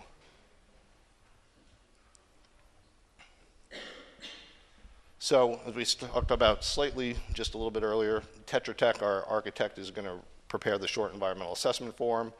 We then will, once we have a determination on what the environmental impact is, the board will declare himself as lead agency. We'll have a period of time where we make a determination on SECRA, depending on whether there's any environmental impact or not. And once that is completed, then the board can take formal action on accepting or rejecting the proposed work by the developer. any questions. Pat, is it 1 or 2? Because it looks like if you do 1 and get the parking spaces, then we don't get the driveways. No, we have they're offering to do all of that work. Oh, okay. Right. One. the We two can choose, proposals- we could choose one or the other, or neither, or Or both. both, or- Correct. okay. Pat, was there a traffic study done with this? Because just looking at this, for the first time and understanding it, it could be worse of a backup the way I'm seeing it. Because today, the cars come in through Birdsall, some go through, drop off the kids, go out 9W, many go out the other way, keep going up Birdsall, or turn around in the parking lot and go out. Now you're saying we're going to funnel everybody through that road, including the traffic that might be coming and going from the apartment complex, right? Like, that could get worse there than better. Yeah, Safety for the children in one spot, but the backup could be. The town and the planning board have addressed all of the issues related to any environmental impact, traffic studies. I know there's been significant amount of work done in terms of the timing, looking at the lights, trying to time the lights. So, yeah, there has been. The work, though, has been associated all with the Bayside property. So they think they got it covered, then, you're saying? Well, This would work. I believe they do think they have it covered. I don't know whether they do or not, but I believe they think, yes, that they have that covered. The New York State Department of Transportation was part of the process that the planning board is going through right now to make adjustments to the traffic light and the flow, and there was a full traffic study that, not contracted by us, but by the developer as part of the review process with the town.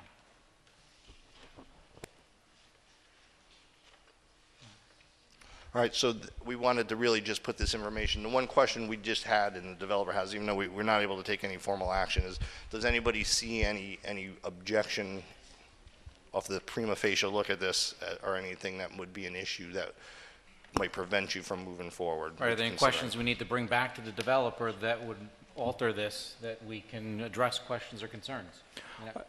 Will there be any means to limit traffic from the Bayside development into the school property as another alternative coming out? There would be, but During a school day? Our intention is, can you pull that map Yeah. up? The intention is to have gates at those spaces right there so that we can limit access. The only reason you would come in those gates is to have business at the middle school, because you won't be able to go out through to Birdsall, because we'll have that gated, and you won't be able to go down the driveway, which is the current road, because we'll have that gated. So it's really just a loop. it's hard to tell, but you see this says proposed gate in those Yeah, two but the locations. question is, because of their right-of-way, can we do that? Yes. Yes, they have a right to access. They don't have necessarily a right to unrestricted full-time. I mean, there's going to be nowhere for them to go. If we close off Birdsall and we close off this area, So our attorneys have said the deeded right-of-way is okay to restrict them. That is what is being reviewed right now by Judy Maley. Okay. And right now, she's saying we're in a pretty good place. So, yes. And the developer, this is the But developer. it's still under review. Okay, Right. because a pretty good place, and yes, we can restrict them in different things. We can absolutely restrict access to the property. Okay. They've got the right of way. They're not. Their model isn't dependent on that right of way for Right. their Just for so their the public apartment knows too, building. the right-of-way that Mr. Milazzo is referring to is there's a house up there right now. And the only way for the people that would live in that house is to drive through our property. That's the right-of-way that exists. I don't want to say it as 100%, but it's my understanding that that right-of-way actually is given up in the process here, but we'll check on that. Okay, well, that's All good, right. because the right-of-way right now comes up the one way, the wrong direction Right. to the house, the legal right-of-way. But yeah, no, that's great. If that's all part of that and does away with that, that'd be great. We'll get clarification on it. All right, thank you. We'll have more information in future meetings as we get the seeker process started. I think we're ready to. Thank you. Sure. Hey, Pat, one more question. That access across from Young Road, Road A, as you have it there, that's the only way out of that complex? Is that right? I believe they're going to have another think so. Is there now? I think I think that that's the only access in and out of that apartment complex. I thought they were going to have like an emergency road that wasn't going to be, it wouldn't be open to regular vehicle traffic, but I believe that they had access on the Purdy, but it wasn't going to be anything that would be a normal usage. It would probably be, And how many units are in that complex? I could get you the information. I don't have that off the top of my head. I think many what? What was the how many question? units? Units. I think it's around 105. I thought it was or 104 something came to like my that. mind. It's just north of 100. In a number of different I'd like to buildings. take a look at that traffic study, because that's a lot of people potentially going out to work at the same time. Everybody's going funneled into that road. Yeah, the town planning board should have all that information. Maybe they should drop some kids at the bus, at the school in the morning and see how that works, but, all right. Okay, thank you. Yep.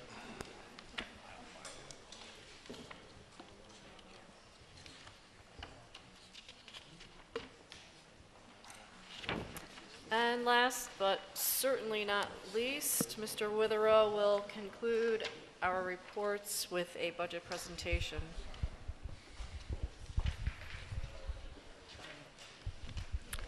Okay, so we are continuing on the budget development process. Every presentation, the numbers should get tighter and tighter. So again, the numbers here aren't set in stone, but it's where we are as of today. I expect there will be some changes, nothing significant, but there will be fine tuning of the numbers as we continue to go forward up until the date of the final adoption of the budget, at which point we lock in whether the numbers change or not. So we did yesterday submit our tax cap levy calculation to the state comptroller's office. So this year, for the first time in 4 years, we see the ability to have growth in our levy. The last 3 years, we've seen a reduction of the levy every single year based on increased building aid, which has, based on the calculation for the tax cap, as we get more money in building aid, it adversely affects our levy growth. So we do see a possibility of about $830,000 worth of growth in our levy, which is about a 2.45% increase. So our 2% cap is 2.45%. And just for some historical perspective, this is a history of what our levies have been along with associated tax rates.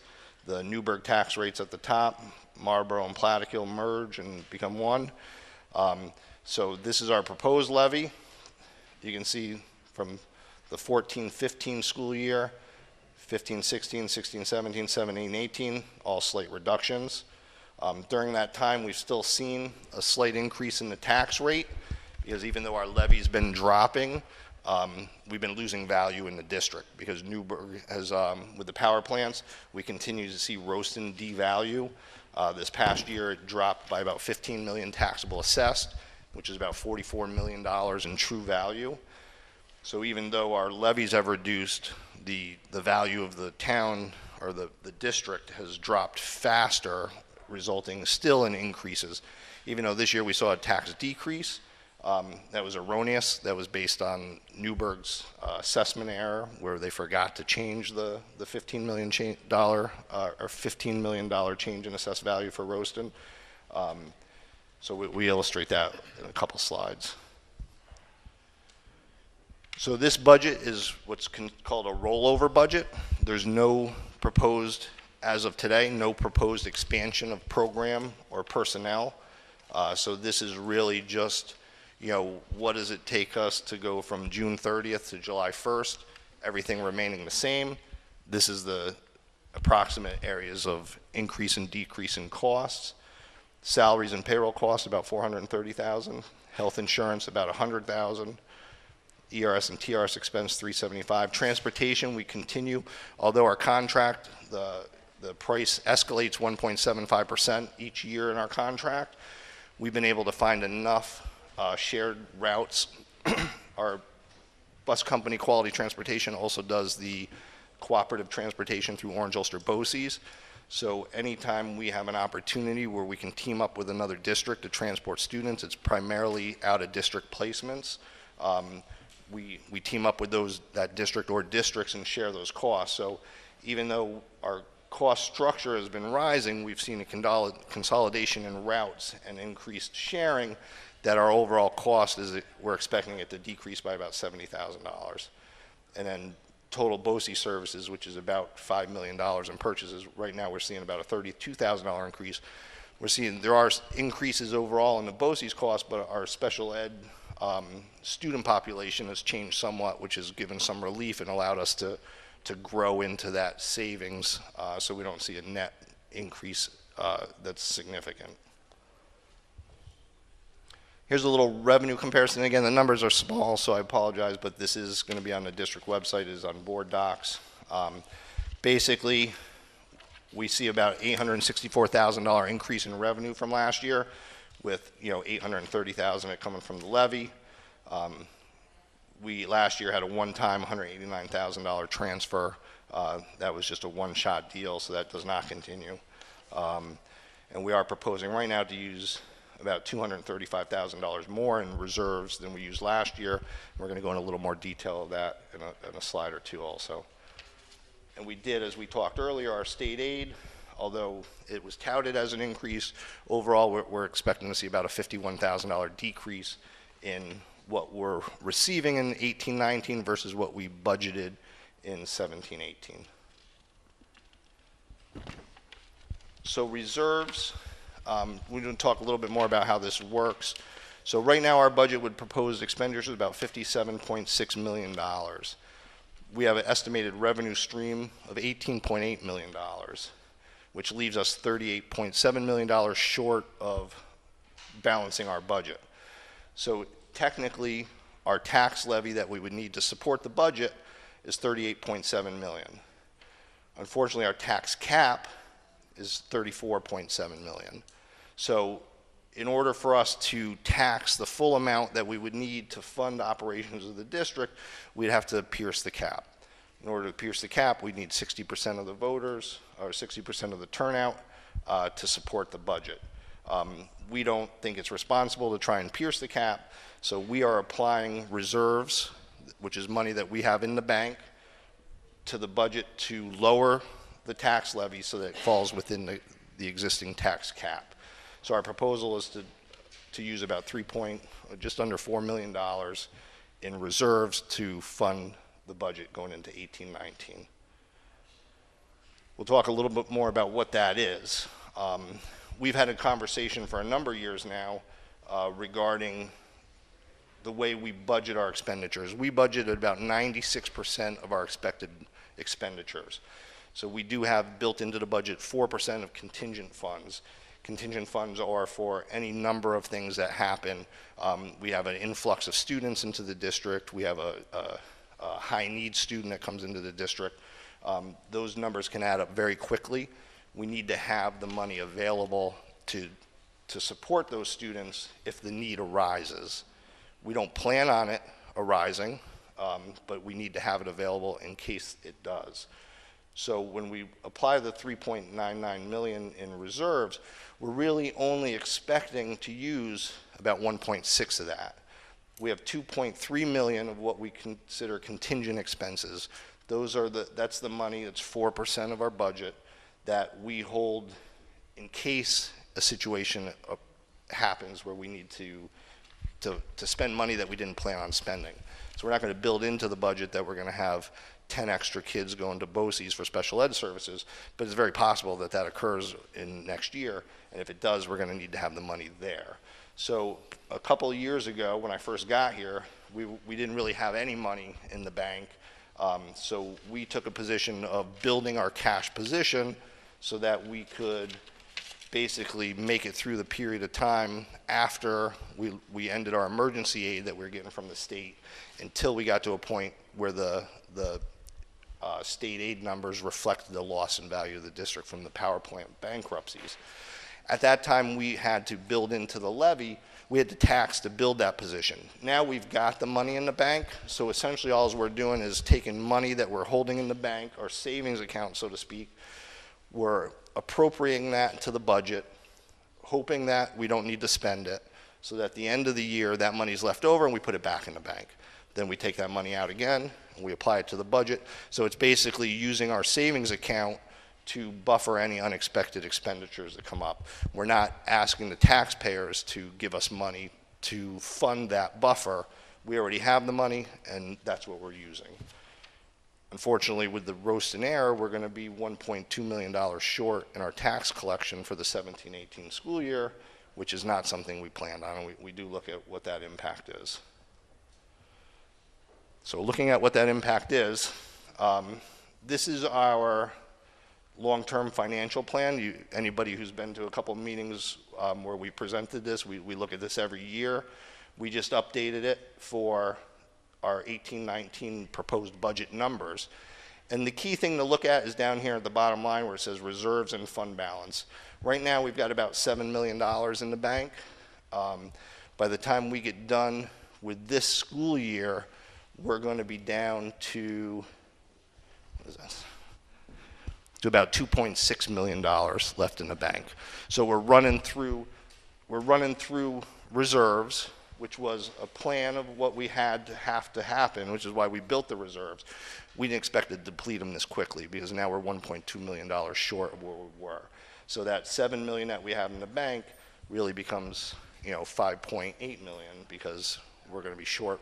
Essentially what happened is we took $1.2 million and just returned it to the taxpayers because that's the net effect of what happened with the town of Newburgh making that error on the roast and assessment. So the issue that we get to is when we get to the 2021 school year, we're down to $500,000 in the bank from $7 million as we started this year. And you can see what the net effect is, because if we look at what happened if we didn't have the roast and air, we're at $1.7 million. So when you see down here reserves go into negative, that means we are now below the 4% fund balance, which we're allowed to legally have. So once we get to this point, we've exhausted all of our reserves, and we're now eating into our 4% fund balance to the point where in 2021, we're down to $500,000 total between reserves and fund balance. So obviously, and what happens though at this year is we start to drop some debt. So we have a $500,000 debt payment that drops off that year. So you see going from this year to the next year, we start to reverse that course. So we start to build those reserves back up. Then we lose $1.2 million debt payment. And again, you see us come off the other side. So now by the time we get to 22, 23, we're back up to not only having we're still negative on our reserves, but we're getting close to our 4% fund balance. And then as we go forward, that should build until we have an adequate level of reserves and our 4% fund balance. So we're very sensitive right now to any increased expenditures, which is why we're proposing at this point a strict rollover budget. There's no new program, there's no new staff, there's no new anything. It's all working within the existing parameters that we have today. Pat, before you go off this one, where do you see $7 million? Right here, at the end of the 16-17 school year. Pat, it's hard to see the laser, so can you? Sorry. Yeah. So at the end of the 16-17 school year, we had $3.75 million in fund balance and $3.26 million in reserves. That's how we finished last year. Okay. And your numbers at the bottom are coming from in the current year. Where are your reserves there? Is that the reserves and fund balance, which is 4.2? At 17-18? Yeah. So we're going to finish, we're going to consume about, what, 3.7 million and... Okay, so but that's the number you're working off. So that was the end of last year, and we're figuring we'll be down to 4.2 by the end of 17-18, okay. Right. And that adjusts, that's our tax levy was, 33.9 million, and we're only going to collect 32.7. And then again, the key, to look at this reserves and fund balance, that's all the money we have in the bank. And you can just see how that drops from the 7 million we had down to the $500,000. And this is the known plan. It's the terms that we've used for the last couple of years that we're calling it the soft landing. We knew that things were going to have to come down and pull out of the reserves to fund the budget. And this is that soft landing, so there aren't spikes in the tax collection. Correct. It's there, because certainly those are some things that were anticipated, and spikes are not good, where you all of a sudden have a large increase and then a small increase. This is a nice soft landing down to a planned level, and then once that debt starts to drop off, the reserves start to build back up again. And that's what we've been planning on, and that's the plan that's coming together. Yeah, and this is what we would have looked like if the town of Newburgh didn't make didn't have the error with the roasting assessment. So, you know, while yeah, we still dropped down, you know, 1.7 million is a lot better than $500,000. And then again, you see we start to build again after that year. So we just wanted to detail the impact of the roasting assessment error. What did it do? In effect, it shifted a larger portion of the levy. You know, we apportion the levy between the 3 municipalities. So you have Marlborough, Plattekill, and Newburgh. So we have a total tax levy, but then we have to divide that up amongst the municipalities based on their value and what they represent as a percentage of value to the overall district.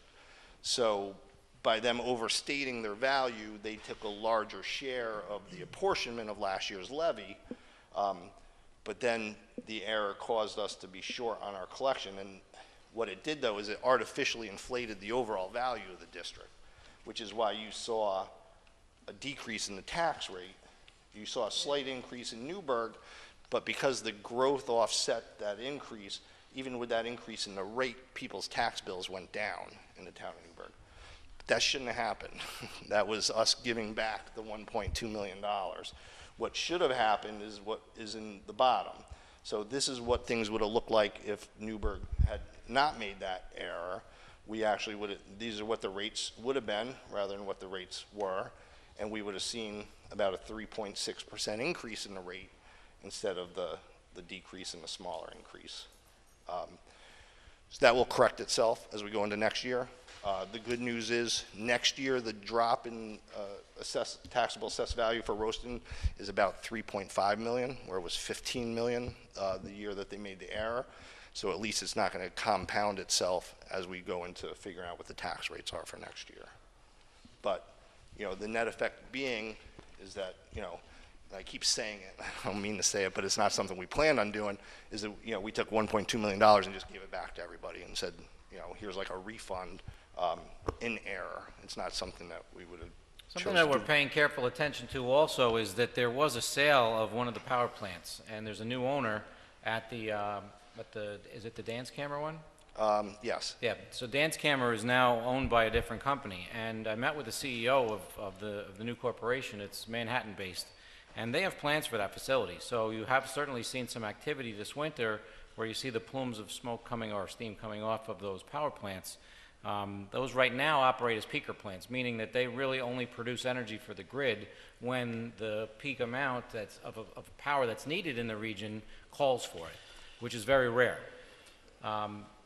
There is a short-term plan that this new corporation has for the Dance Camera power plant that is to continue on as a peaker plant, but they also have eyes on a longer-term plan, especially if the governor's plan to shut down Indian Point nuclear power plant comes to fruition, because that will create a void in the power structure. So I would anticipate, or at least the CEO of the corporation has an anticipation of coming up with newfound life for that power plant. And we are actively having conversations with folks from town of Newburgh, town of Marlborough, and the school district to watch very carefully what happens with those power plants, so that when they do have an expiration of the pilot and also an expiration or completion of the court-ordered devaluation, we're participants in the dialogue when those are up for reassessment or revaluation through a new pilot, so or a tax calculation, which happens somewhere in the 2019-2020 school year range for the two power plants. One is 1 year, one is the next year. So we're watching that very closely and working very closely with the officials from those municipalities on that process. Right, and we, you know, what's good about that is we have a price, we have a market price of that plant, which is something that we did not have, a market price. You know, when they went through the bankruptcy sale, the taxable assessed value on that property was set at $15 million, which was scrap value. That's what it was going to be worth if they cut up the plant, sold the turbines, and sold the steel. When they came in and did the pilot, they kind of based off of that 15 million taxable assessed value, which we argued against because we said, well, that's a scrap value. If it's an operating plant, it's got to be worth more than that. So interestingly, I think it sold for about $66 million. If I apply the equalization rate and the tax rates and look at what that would result in a tax bill, it would be right about $1.6 million. And currently through the pilot, they pay about $1.1 million. So right there, we've got, about $500,000 of discrepancy between what they're paying now and what the plant sold for. It'll be very difficult for them to argue the plant's not worth that because that's what they paid for it. And it is in close proximity to the expiration of the pilot. So it's very timely to give us, information, because valuing these plants, they'll say it's worth $2 million and we say it's worth $200 million, so there's a lot of middle ground there, but at least this dials us into a very specific range for what that value may be. And that's the value as it sits today. It's not the value as after they make improvements, as the superintendent had mentioned. So just a little detail so you can see what the impact of that error is on the district. Just a quick summary of revenues and expenditures from last year to the proposed this year. Overall, we're looking at a proposed 1.52% growth in the budget. And you can see just some associated changes. And again, I apologize for it being small, but those numbers will all be up on the district's website, and you can review that. So this three-part budget comparison, when we come to budget adoption, this is our legally required way to present the information and breaking out in administrative, program, and capital. So I just give a little comparison from 17-18, our current year, to what the proposal looks like in 18-19. And in this, there are some adjustments. Every year that we budget, we try and get better in accurately reflecting where the costs occur. We did have some adjustments to the way where we budgeted BOCES expenditures versus how BOCES bills the expenditures based on our budget codes. So this year we really tried to hone in and get that as accurate as possible. I'm sure the board's used to seeing some significant budget transfers related to BOCES expenditures. Some of that's unavoidable because when we purchase equipment and whatnot, that's budgeted in each individual department's code.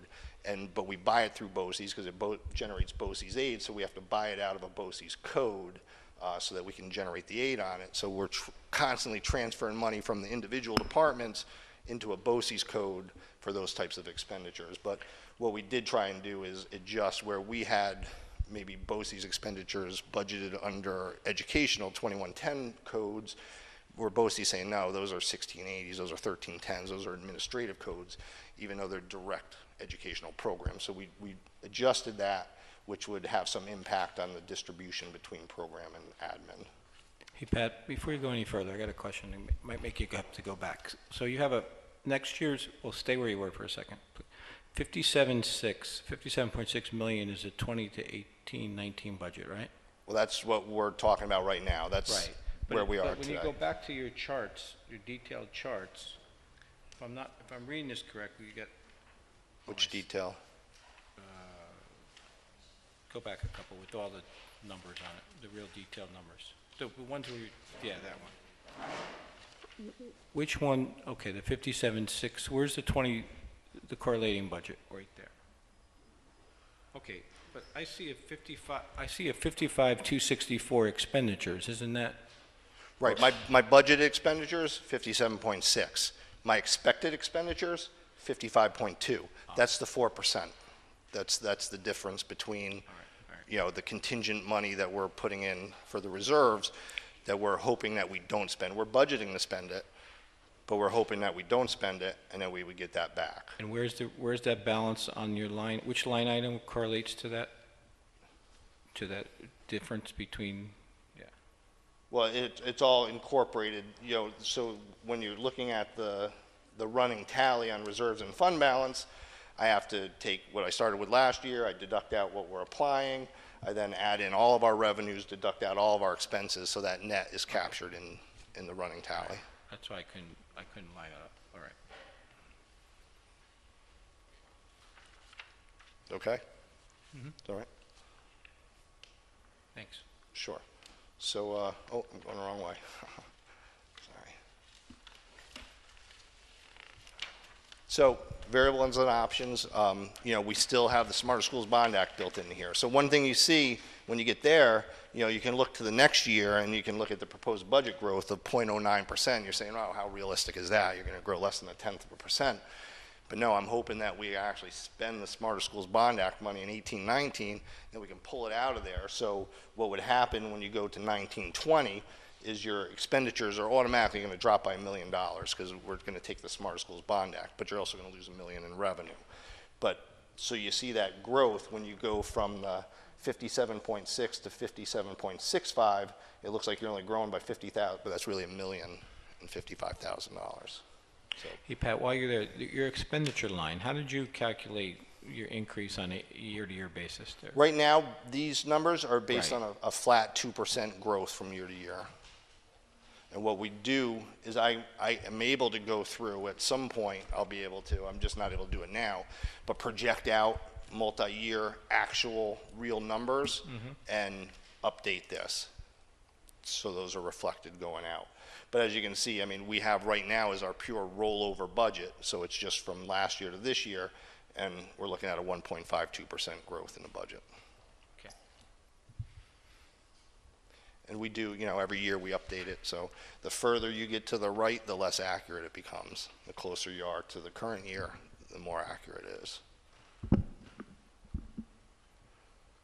So we have the Smart School Bond Act money we talked about. The final state aid amounts, you know, that was the governor's proposal is what we're basing these revenue numbers off of.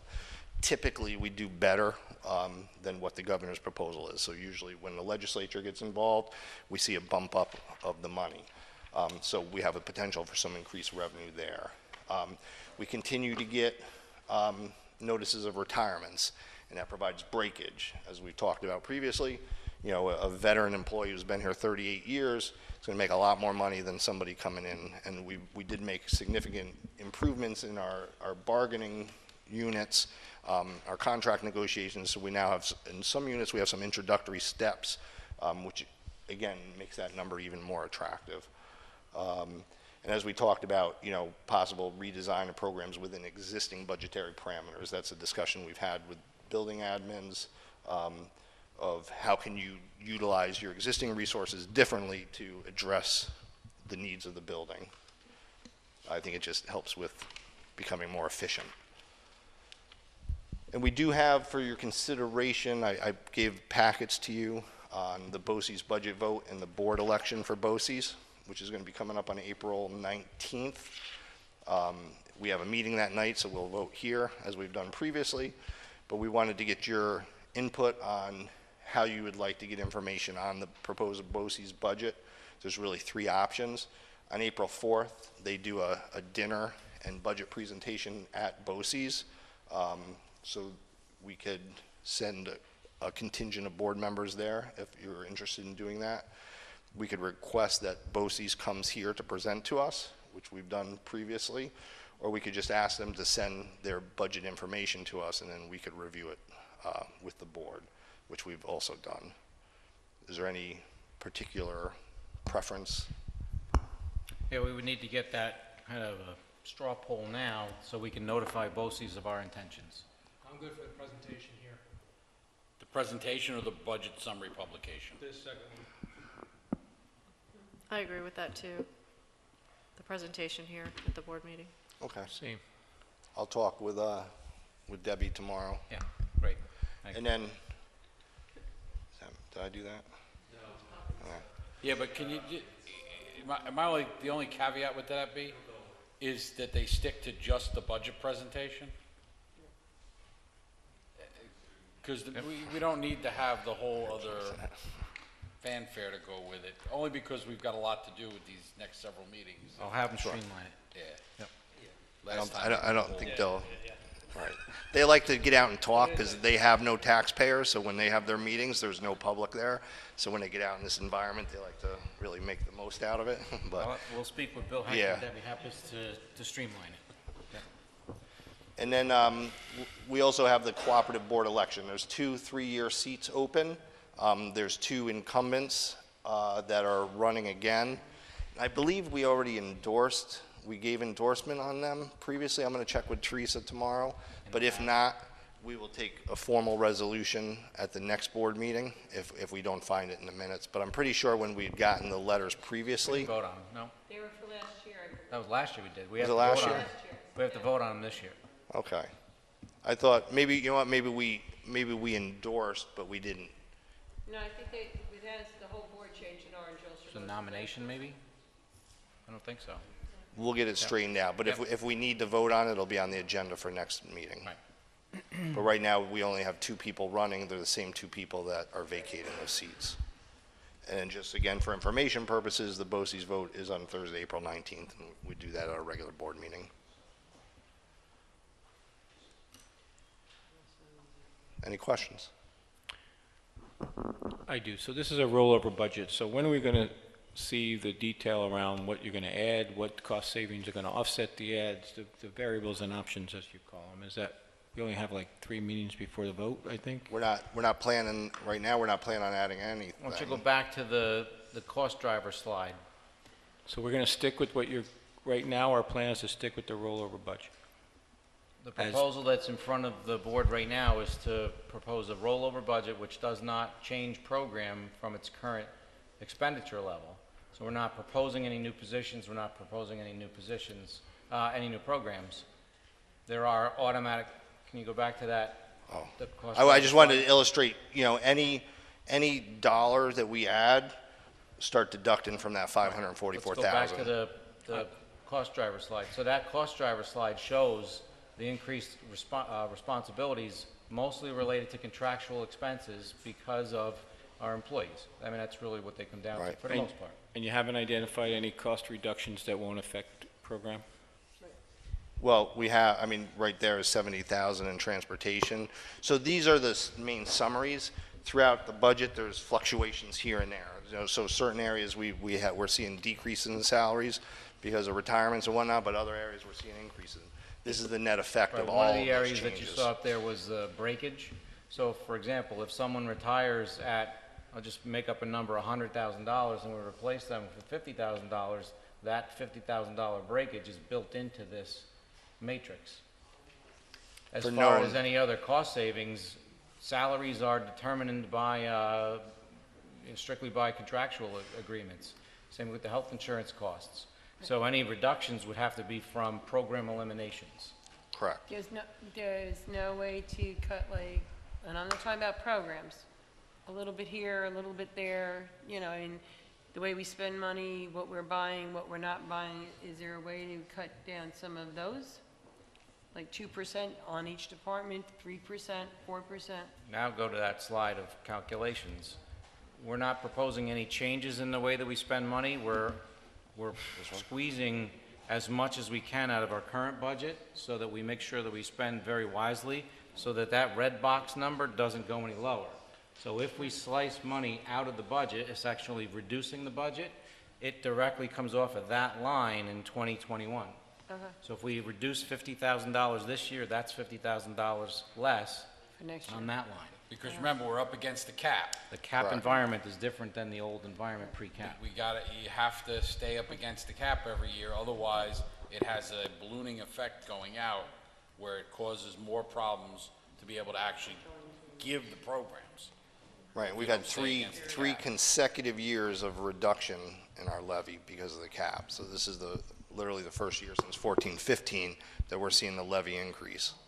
All right, so Pat, the next time we come across you, like you did before with the Newburgh numbers and Plattekill and everything, will you have the new ones to come up for the next time? You mean Well, anticipated, right. like examples? Right. Probably when we get closer into the April timeframe, we'll start to get some of those. Pat's still fine-tuning some of these numbers, so to come up with projected potential rates, we'd like to wait till we get into the April meeting. And you know, I like this way. the It makes it projected easier. rates are always based on old information because we don't get the district values until the fall. So any projection as I do is I always put the caveat on there. It's Right. based on last year's equalization rate, last year's taxable assessed values in municipalities, all the information that you're going to project forward on is information you know to be incorrect. We can still we do will it. produce It just gives Yeah, give you, taxpayers an idea it'll of give how you a much, ballpark that range. they have to come up with. Good. Yep. We will produce those, Yeah. definitely. Yeah, and those of you that live in the town of Marlboro know, everybody should have gotten a letter by now that the town's doing a full reassessment this year. So they're gonna be out to everybody's homes over the next couple of months, walking around outside, taking measurements to do, you know, they stay at 100% through their formula, but this year is a full reassessment of the district, of the town. Correct.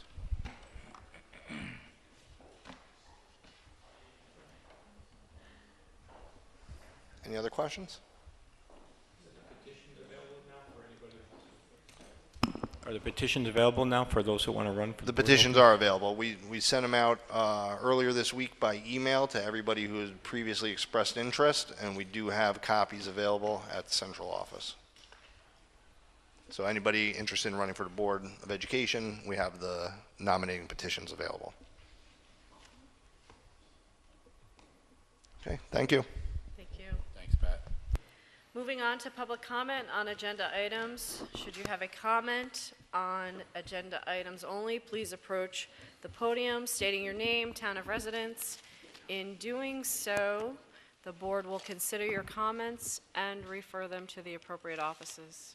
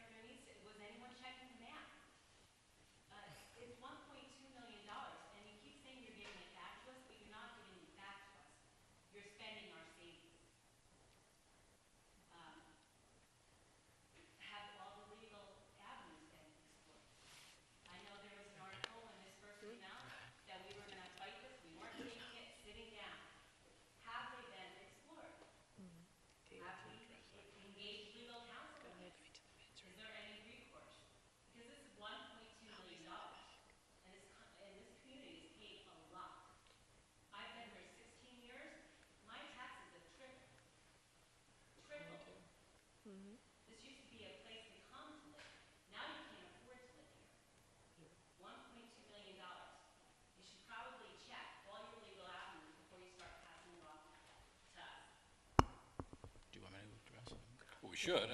It's very valid points, Kathy. The $1.2 million has been vetted out in all legal channels that we could possibly do. Terminology of clerical error, actually a misnomer. That's technically what the terminology is from the assessor's office in the town of Newburgh. It's a complex system because the town of Newburgh, as I've learned over the last year now, hires their assessor through the county of Orange, and the county of real property of Orange County provides an assessor for the town of Newburgh. That person is responsible for creating the tax roll. We don't get a tax roll that's itemized by property. We get a tax roll that shows, and Pat can speak to more detail on it, but the tax roll that says the tax roll for the town of Newburgh is X dollars. We built our bills based upon that, as every year bills are based on those tax rolls. Those bills were sent out at the end of August for a September 1st arrival, or close to September 1st arrival. Sometime around the middle part of September, I believe it was September 8th or 9th, we were notified by the town of Newburgh that there was a clerical error. There are actually clerical errors that are truly small every year because scars happen. The tax assessment roll, when you grieve your taxes. So those changes do happen throughout the year, actually, and we make tax refunds all the time, but usually they're a couple thousand here, a couple thousand there. Missing exemption, a star exemption, Correct. something like that, right? And those are corrected by the assessor's office, and then we're notified and we have to send out a check for those. $1.2 million is a very large amount of money, obviously. So over the course of the last 8 months, we've spent a substantial amount of time with the town of Newburgh, with our attorneys, and with the town of Marlborough, trying to figure out how this matter can be rectified, because it's not our fault. It's the assessor's fault that made the mistake. They literally didn't write the correct number on the assessment bill. Then the property owner, Roston, was it Danscam or Roston? Roston. Roston, their billing office sees a bill that is wrong, notified the town of Newburgh that their assessment is wrong on their bill. We get a letter sometime around mid-September saying, there's an error, you need to refund or stop collecting $1.2 million worth of Roston's amount. We've spent time with Assemblyman Scartatos, Senator Larkin, and our attorney group trying to look at other avenues for remediation on it. And there is no other remediation for it. So thankfully, we've got the money in the bank to deal with it. We didn't have to affect any current program, and it's certainly not going to affect us as far as our operating ability. It does take it out of the bank. You see it. You see the numbers right there. So that our plan to have a much healthier fund reserve is now $1.2 million less. And that is the way that it played out for the last 8 to 10 months. Those conversations regarding Roston and Danscam are still ongoing, as I had just referenced earlier, because we want to make sure that we're at the table when those plants are reevaluated for either a pilot discussion, if that does happen, or a revaluation if the assessor needs to make an adjustment to the value of the plant. And again, that's in the 2019, 2020, 21 time frame. The two plants are off by a year when their values are complete. And the assessment is changing. There's a court-ordered schedule, so we know what their assessment is every year.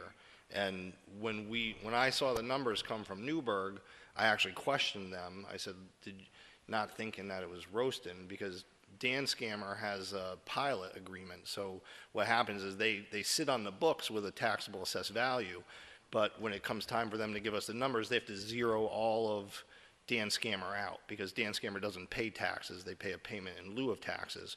So their value evaporates. That value was $15.5 million.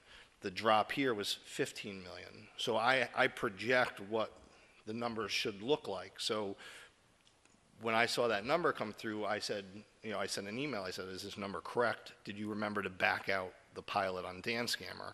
Because that would be the logical piece, not did you remember to change that number that's you've known is going to been changing for 4 years now, just like I've known it's going to been changing. It was, did you remember to back out the pilot? And she said, oh yeah, I did.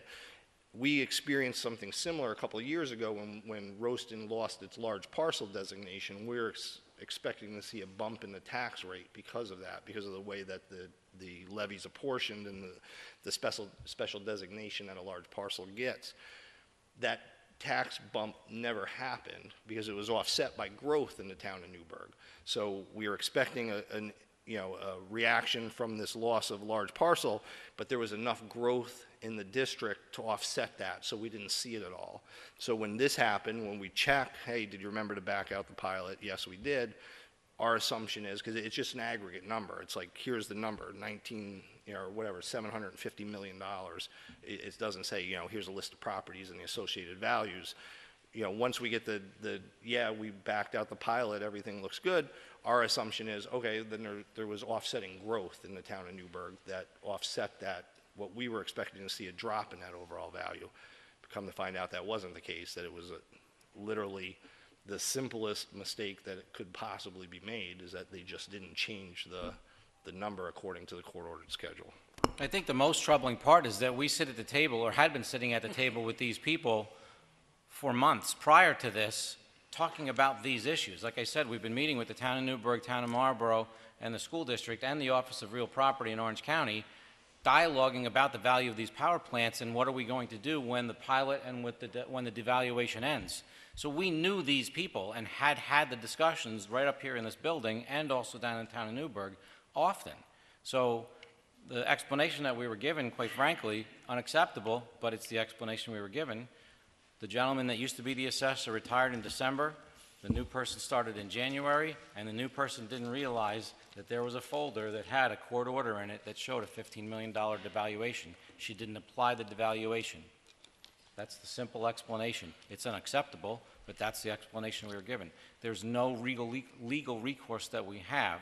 We've explored every legal avenue that we could possibly go down. I personally asked the supervisor of the town of Newburgh, write us a check for $1.2 million. It's your error. They're not going to write us a check for $1.2 million. That was part of the conversation as well. Yeah, but and also the thing that, I mean, the worst part about that was we were in a meeting with them after they knew there was the error, and they said nothing. We only found out about it a week and a half later when the letter came. So they didn't, we could have, not that it would have changed much, but we could have had a dialogue then about it. And it's not that nothing is being done. The work has been ongoing in the background through the legislature and the assembly to try and get special aid. We'll see how this budget cycle goes to make up for that lost money. So hopefully, if all works out over the next several years, we'll be made whole. So it's not like nothing's happening. The unfortunate part is we all know that decrease we had last year will be increased this year because that was an error. So that's an automatic increase this year in our tax bills. It just is. What we got back last year, we're going to have to pay this year. But you're going to have to make up for that error, but you're not going to pay it back because we're Right. We're not. This year's Right. come and gone. We can't do Correct. anything about this year. We're still going to be short the 1.2. We've got to keep them on agenda items.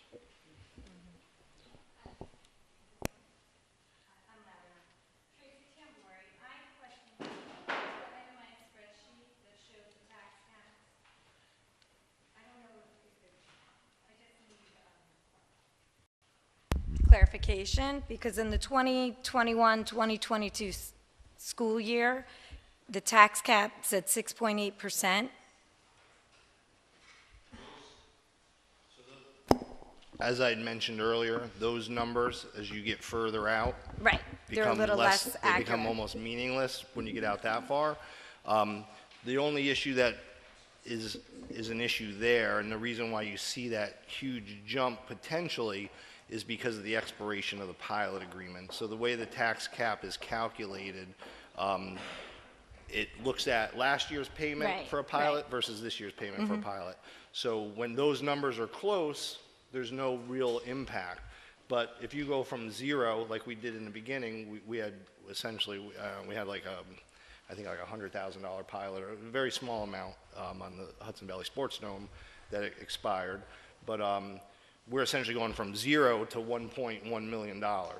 That negatively impacted us on our levy. That's one of the reasons why in that year, it's one of the reasons why we wound up with a negative levy. We had negative levy for 3 years in a row.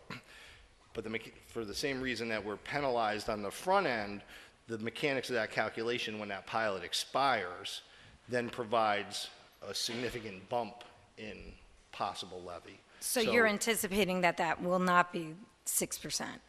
I don't know what it'll be. There will be more potential levy growth when that pilot expires than would be in a normal year. So if a normal year we're saying is 2.5%, it could be 5.5%. And the year before will be in a deficit because of the use of the reserve funds, correct? What depends what you mean by a deficit. We're going to run a deficit this year. You were in the red. We're going to run in, I think we you haven't just run chose in the that red at color all. just to highlight it, right. Okay, We're going to so- run in the red this year because of the 1.2 million short. So how much of the reserve funds have been used over the last 4 years? Because what's typically been done is you've been using reserve funds to to offset the budget, to give the indication that taxes aren't actually, the budget's not going up that much, but that's not the case, because if you didn't use the reserve fund, the budget would be going up a lot more. Am I correct? Because I asked that question 3 years ago, and yes, it was a 5% increase rather than a 3% increase. So that's where the slippery slope is, that you're using reserve funds, which is basically a savings account, And once that's gone, and Right. yet we have no guarantee that we'll get increased aid from the state, increased aid, any aid from the federal government, and we have really no idea about assessed value of these plants. Am I Some other correct? factors, too. lot of factors. There is legislation right now to change the tax cap calculation. It's something that the governor's trying to make permanent. The state legislature, the Assembly, and the Senate are trying to make adjustments to how that's put together.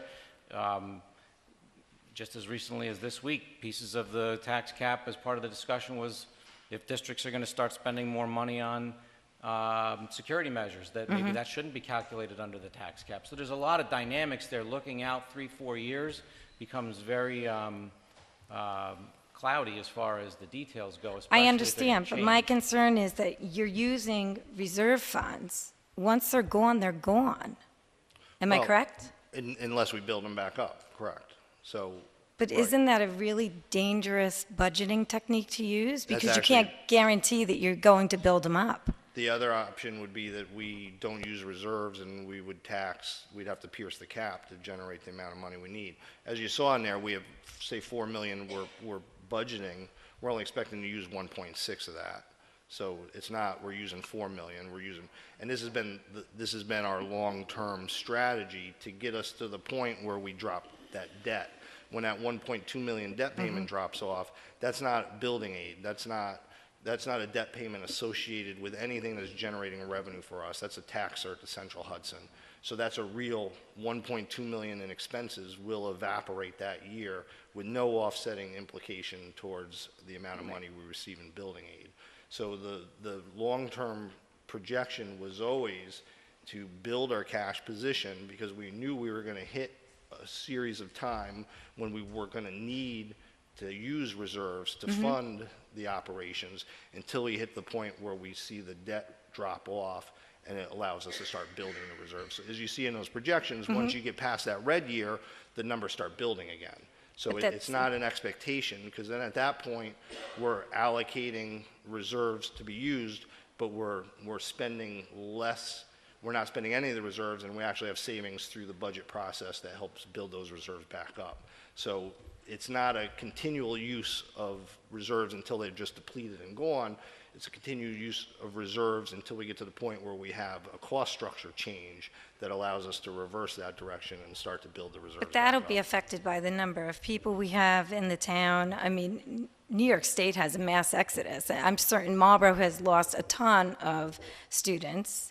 Most districts around New York State Actually have. been pretty flat. Our enrollment has been flat. I mean, that Okay. really hasn't. I mean, I understand what you're saying, Well, that what we're doing- there's so many components of it. I'm just saying, please be careful, because we have no guarantees from the state, and all I see up there is going up and up and up. If we hadn't had the error, first of all, if we hadn't had our cash position where we were, we would have had a significant problem with the error with Newburgh. I mean, it could have been talk of, okay, mid-year reductions because it's gonna bankrupt us. Luckily, Right. we had enough reserves and fund balance built that we're able to absorb that, and it's not gonna cripple us. It's very alarming, and we're all very alarmed on it. That's why it's in red on the slide, so it draws attention to it. But the plan is to get to that point and then be able to reverse the direction. Okay. Well, and wouldn't we also, Pat, if we get that, if we Thank were you. able to get that aid, even if they spread it over 3 years, if we get $400,000 extra, Just add it to the bottom line. that 500,000 Becomes 900 and then becomes becomes 9, and the following year, if we 1.3. get another 4, Yep. so it'd get us back to where that's well Correct. in line where we've been talking about. Right, and it also assumes that any of our efforts to be as efficient as we possibly can each year is static. But certainly that's not our position. We're trying to build as many efficiencies as possible, as many efficiencies as we can, so that each year there's more money left over at the end of the year than the prior year, so that cash balance increases with those efforts. And furthermore, you're talking the major cost drivers being salaries, payroll, health insurance, and the TRS expenses, so that's not a, And ERS and TRS went up this year. I mean, you see what the impact of that is. If it had stayed flat, that we would have that much less of an increase in expenditures because you're obviously going to have a little bit of growth because of salary growth, but when the actual contribution rate changes is when you see significant impacts.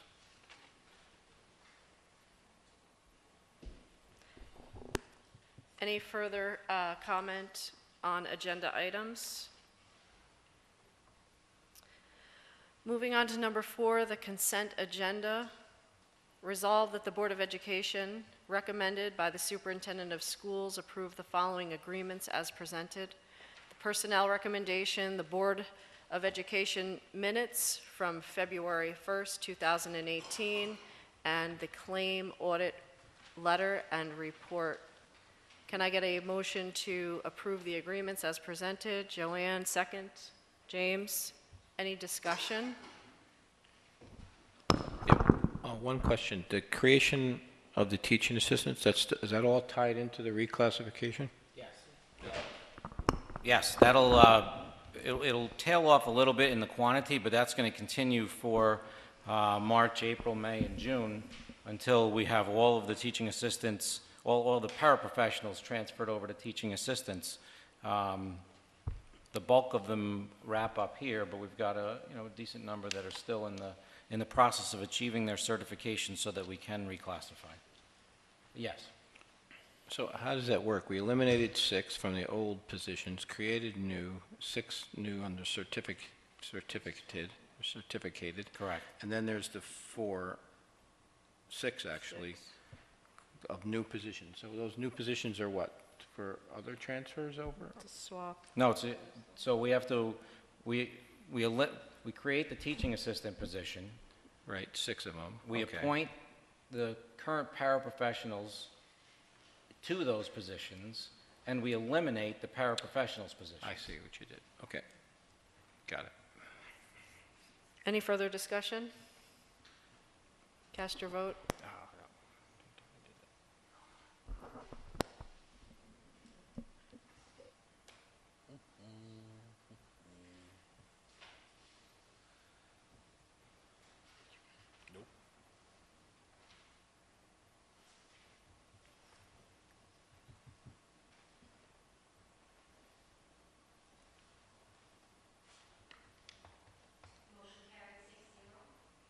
The motion has been carried 6-0.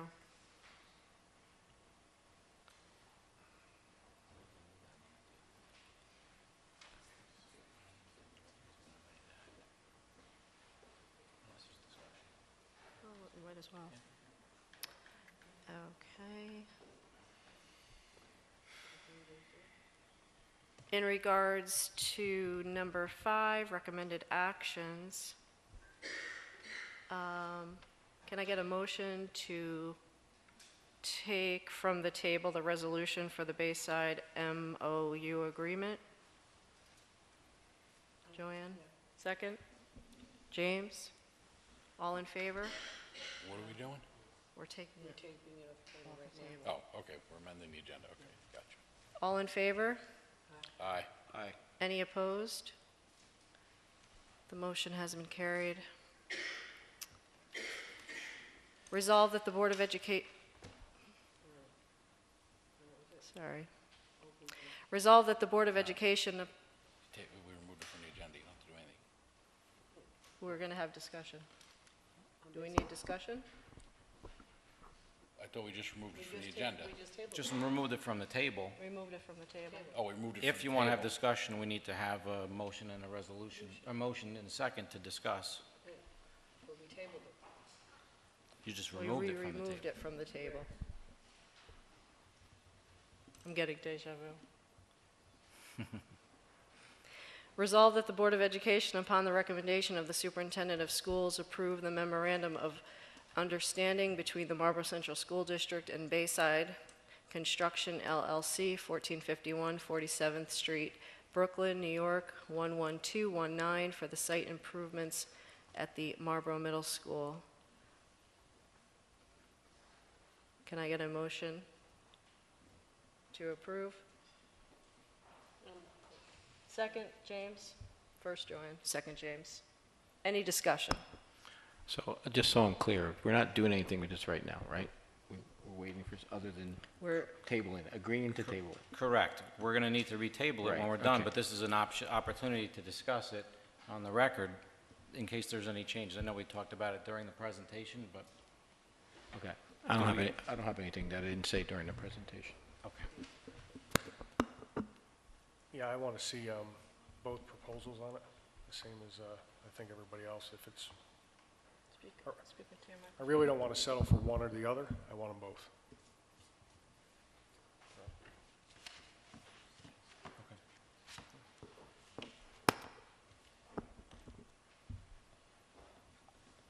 I'm just confused as to where we're going, because now we've got an item that we untabled that I guess we're gonna have to table again? I guess, yes. Okay. I think it should be removed from the agenda until we're at a point, we gotta have to determine a sequer. We're gonna have to vote on that. We're gonna have to go through that process, and at a later date, we should then actually be able to put it back on when we're ready to vote on it. Pat, what kind of timeline are you looking for? We want to move it along as quickly as possible. The developer wants to get a flavor of what the board's intention is, which I think I have from tonight, so I can communicate that with the developer tomorrow. We'll be able to put together a better timeline once we get the short environmental assessment form and get the attorneys to draw out once we're able to make a designation. Do you So anticipate March? Do you anticipate the first meeting of April? I would March is 2 probably say weeks away. sometime in April. What? I would say probably sometime in April. So we certainly can remove it from the agenda and bring it back when we're That'd be prepared my- for action. Yeah, because I think there's gonna be some other action we're gonna have to take before that. The Correct. secret. Yep. Okay. is there any further comment or discussion? So I'll make a motion that we remove this from the agenda. Second. All in favor? Aye. Any opposed? The motion has been carried to remove it from the agenda. Thank you.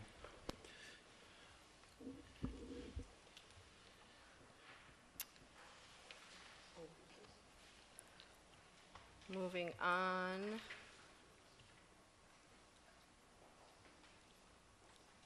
Moving on to number 6, old business. Does the board have any old business to address? Any new business? We want to do the meeting dates in June for new or other items, or? We have to vote on that? Well, it's, right now, it's official that it's the first and third Thursday, Right. so we need to alter that. I don't want to do third Thursday. So the 21st is what we're looking at changing. Correct. The meeting is currently scheduled for the 21st. The 19th Monday and 20th Tuesday are open dates. The other option is to push it to the following week. Actually,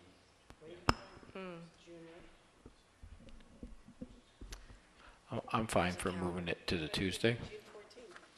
Because the following week is after school closes, right? correct. Yes. Yeah, I'd say move it to Tuesday or Wednesday, whatever works for everybody. Why could we do the 14th? There's only 1 week between meetings then? Oh. That's right, the rate we're going, because June goes very quick and the kids have a lot of things going on. I mean, When, our July meeting, the reorg meeting's not until The 14th the 14th. or the 12th. No, I'm like, it can't be the 14th, that's a Saturday. The 12th, okay. So I would think if we moved it to the 28th, it gets us to the very end of the year to do whatever, because then we got 2 weeks before we got the reorg, and then that's it for July. Hmm? I'm out of town. We could do the 28th. 28.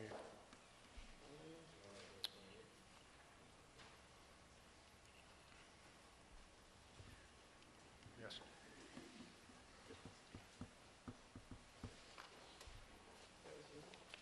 Are we voting? I don't think we need to. I mean, I can just change Yeah, it. Maybe want just to change it. vote? We vote. Want to change it? I'll just change it. It's not- All in favor of changing it to June 28th? Aye. Any opposed? Aye.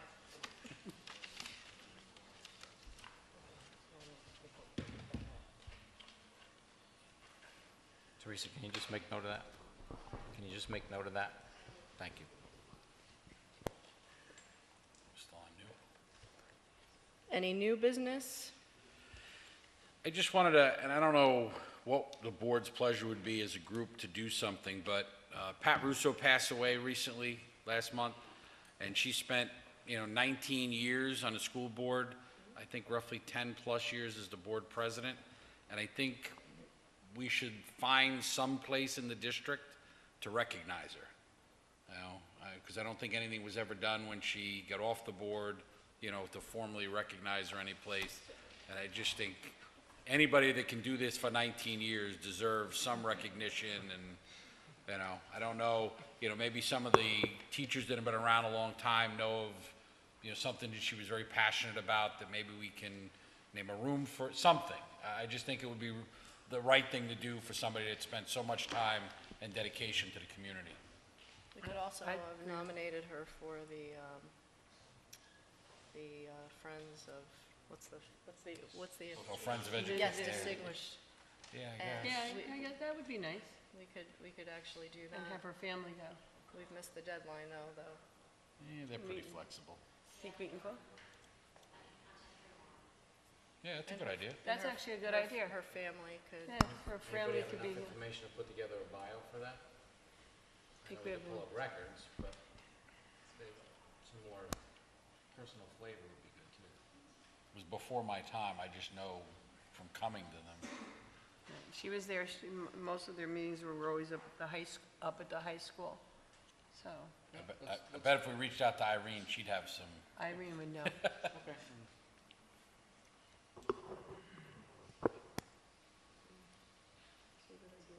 All in favor of that? Aye.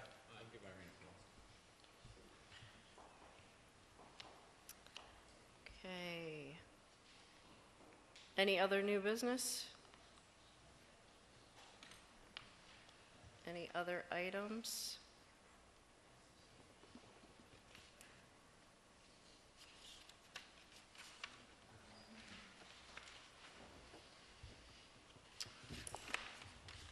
Give me a second.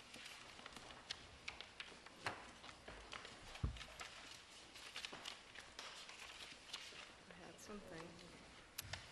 I just wanted to clarify a comment that was made at our last meeting regarding a new board member electee, and I just wanted to state that our policy is that the electee who is orienting and training, which is a new board member, that the electee shall be invited to attend board meetings and to participate in discussion, and I just felt that I needed to clarify that because it was a comment and a question.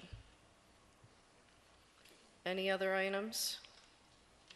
Well, if we're going to go down that road, I'll just comment that under state education law, it clearly says that the Board of Education has the right to invite anybody it wants into executive session. So I stand corrected in my explanation. Our policy also According to goes Frank. into a little bit more specific detail in regards to the confidentiality. So the board has the right to invite, correct? Any other items?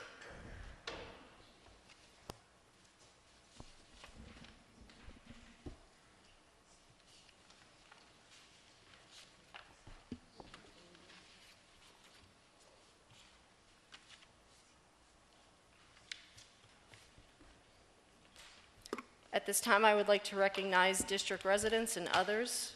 Should you have matters that need to be brought before the board, I ask that you approach the podium and kindly state your name and town of residence. I would also like to reiterate that each speaker is limited to 3 minutes, and comments should be kept as brief as possible and relate to school matters.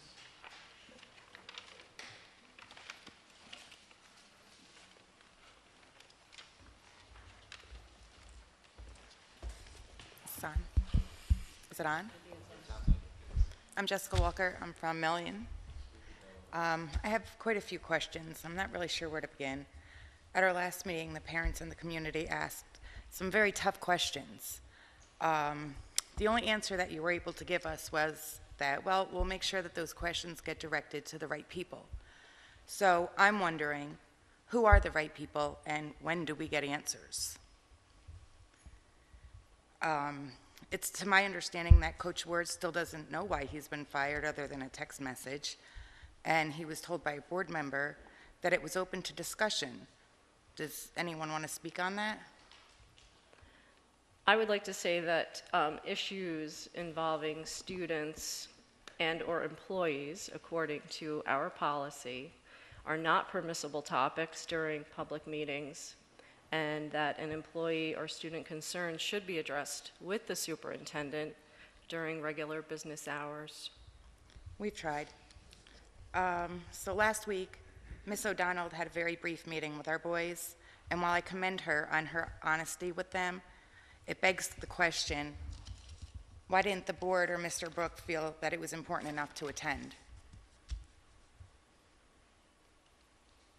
I'd be more than happy to sit down with you if you want to come in and talk. I don't think I think everyone here wants the answers, not just myself. So would you like to organize maybe a group meeting? Because I'd be down for that. Sure.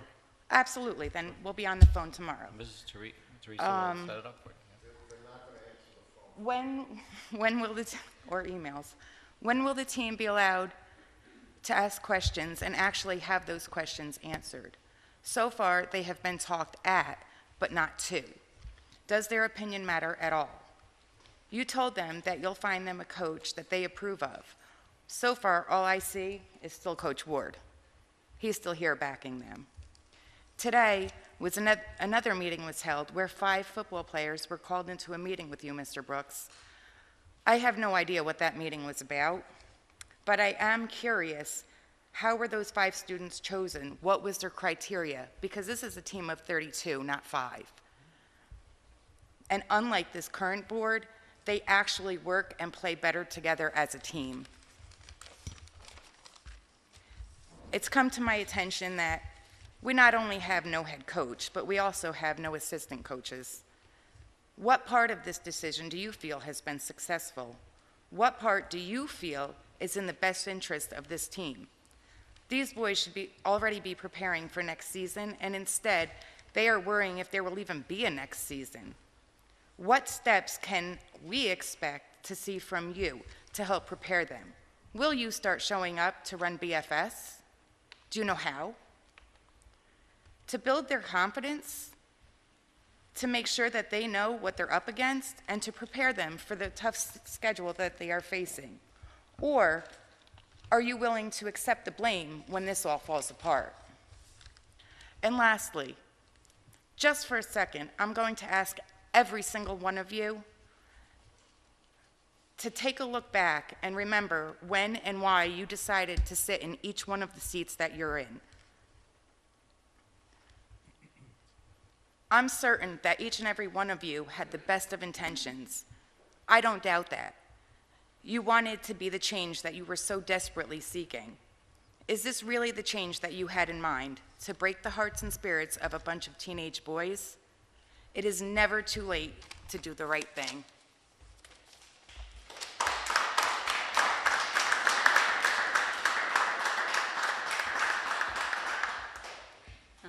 Catherine Ciriello, Marlboro again.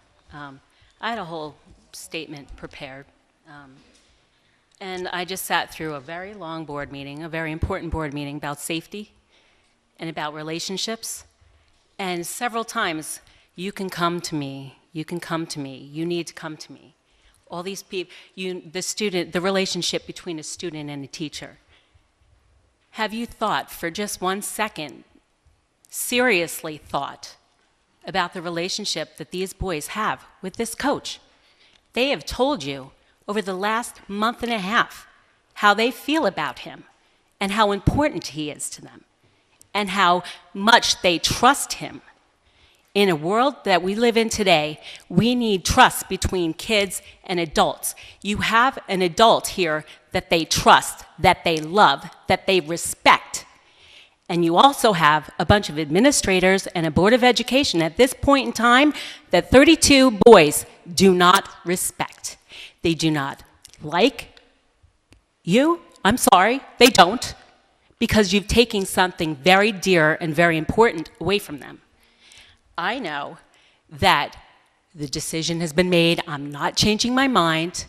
I don't think, honestly, Mr. Brooks, that you ever had any intention of changing your mind. I think this was a big farce because people have been pouring their hearts out as young as 14 to you guys, and you guys are ignoring them. Yes, yes, yes, I can't answer the question. Have you answered the question to Mr. Ward himself? Have you told him why he has been let go? No. Okay. I myself have asked 21 separate questions to you in public. Not one person has reached out to me. I know that you have my email address. I know you have my cell phone number. I also know that my home phone number is very easy to find because the Times-Herald Record had no problem finding it. I think it's imperative to mention at this point in time that although this may have been the superintendent's decision, there is a legal precedent for the board to override this. New York State Education Department decision, 14,286. Look it up and think about it. You have the chance to do the right thing. You have the chance to build a relationship with 32 boys, 32 growing men. They need that. They need this program. This program keeps more people than you know out of trouble. Is that what you want? You want people to quit or to have an unsuccessful season and give the sport up, and then they're loose? Is that what you want? Do you want to gain the respect of these people? You have the chance to gain the respect of these people. You've had it 3 separate meetings. You've had the chance to do the right thing, and we're sitting here again asking you to do the right thing. And for God's sakes, have the courtesy to talk to the man and tell him why you let him go.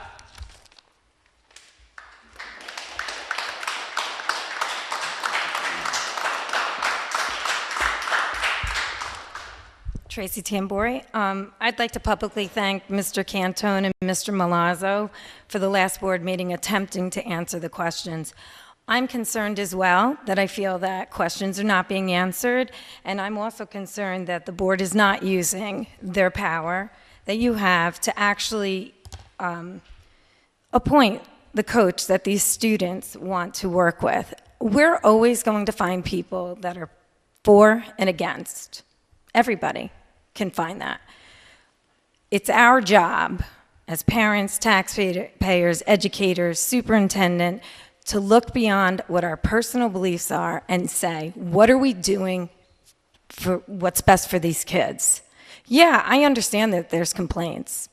Okay. I haven't heard any complaints from kids. I see the changes that Coach Ward has made with those kids. I also want to say that this has been going on so long that I'm beginning to think that you're discriminating against a certain group of boys. Yeah, it's always the football team. I've never heard of any other coach having to go through this in this town. Mrs. Tambori, I am pretty sure that this board has appointed through voting this coach for the last 3 years. I didn't say, I'm saying. So to hear the defamatory and abusive remarks towards the board, it's actually very disheartening. You could stop right now, Susan. You have not even answered any questions, and you have board members that don't even again, show up, I will that have a not 33% absentee rate. And so how can they truly create policy that's beneficial to the students of this district if they're not here in attendance? And if you're not here to attend to do what you took the oath to do, then you should resign, because there's people in this town that do want to be a board member. You should know that What should I know? have a lot of integrity on this board. I'm not saying that directly towards you. I have a lot of integrity. I'm not saying that. I'm saying you have board members that are not here. And how could you correctly make policy that will directly affect children or be in tune to what's going on and being discussed if you're not here? If you're not here, I'm not saying you in general, But if you're not present, you're not here to hear the discussion, you're not here to engage in the conversation. We have young boys that have come here that have stood up, that have shown so much growth. They're telling you this is the coach they want. Personally, you don't have to like him. But what's best for the children, and that's the reason why you're board members, to create policy that's good for them. Every other year, there's an issue with the football coach. That's what I mean about discriminating against. I'm saying that we could take complaints against teachers. We're not putting them and asking them to sign that document. How many administrators would have signed that document? No one would. Respectfully, your time is up. You know I'm right.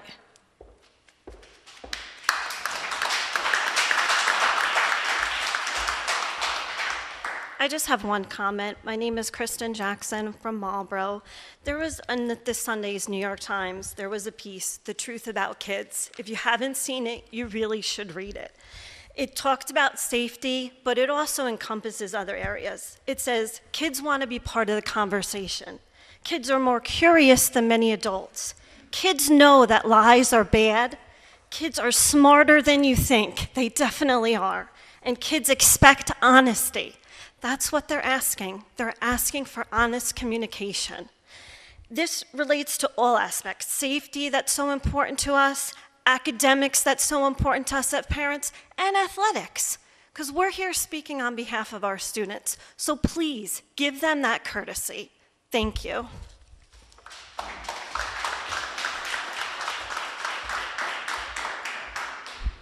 Hello, I'm Matt Jackson. I'm from Marlboro. I go to Marlboro High School.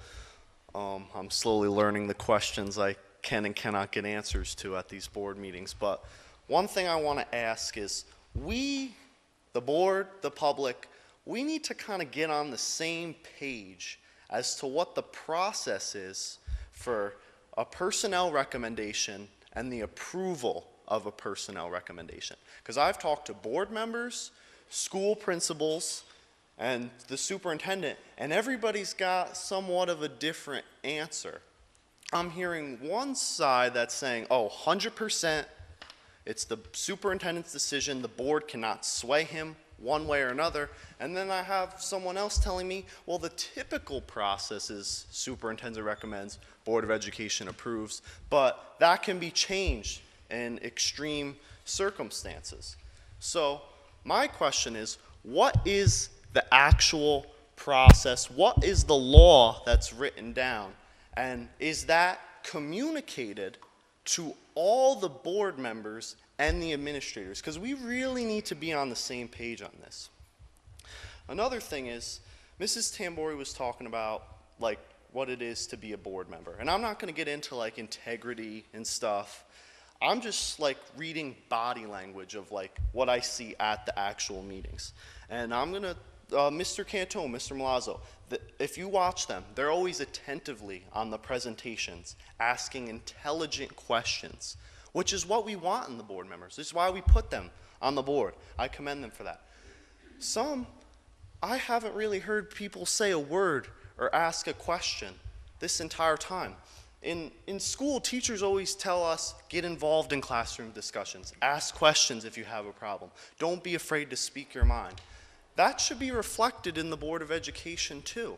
And like, not saying a word, a chair can just sit there and not say a word. What were you really elected for then if you're not going to be speaking out at board meetings? And so those are my two main issues. Additionally, I'm under the understanding that every teacher administrator has a file of complaints and such other matters. And that file is secret. It can't be reviewed. And one thing Mr. Brooks told me was there's a lot more that the public does not know about this that we can't say for legal reasons. He also told me to read between Matt, the I'm going to correct that, because I spoke in general terms and not about any specific individual. Yes, that's what I'm saying. Yeah. Okay. Yeah, okay. That's not what you just said, but okay. I'm glad you're correct. All right. So, he told me to read between the lines, which I gladly do. So, does that mean when we make decisions, do we use things that are not in the file? Do we do things that may be hearsay, that may be things that were already once approved? You know, since we talk about legal stuff a lot, there's a constitutional thing called double jeopardy. Can't be tried for the same thing twice. There's been certain things that some people have already been cleared of, and I think they're coming back and being brought up again in this decision. Thank you.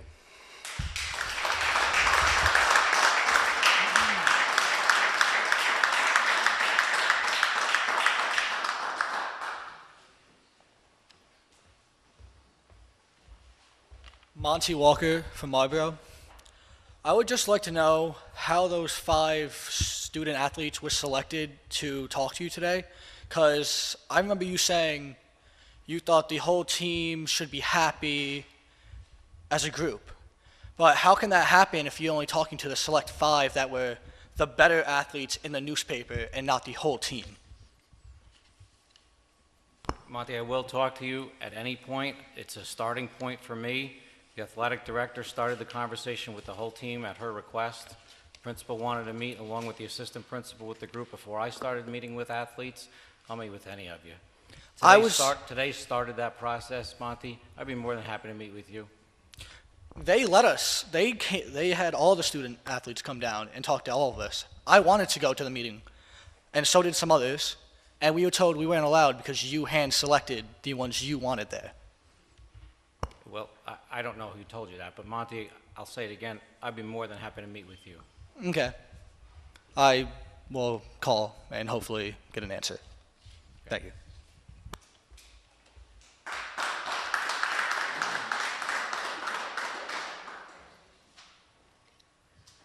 We do have an executive session scheduled for the purpose of reviewing the employment history of a particular person, of particular persons, and the proposed sale or lease of real property.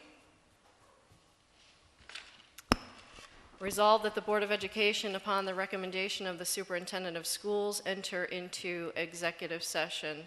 Can I get a motion to enter into executive session? Frank, second. Russell? All in favor? Aye. Any opposed? We'll enter into an executive session at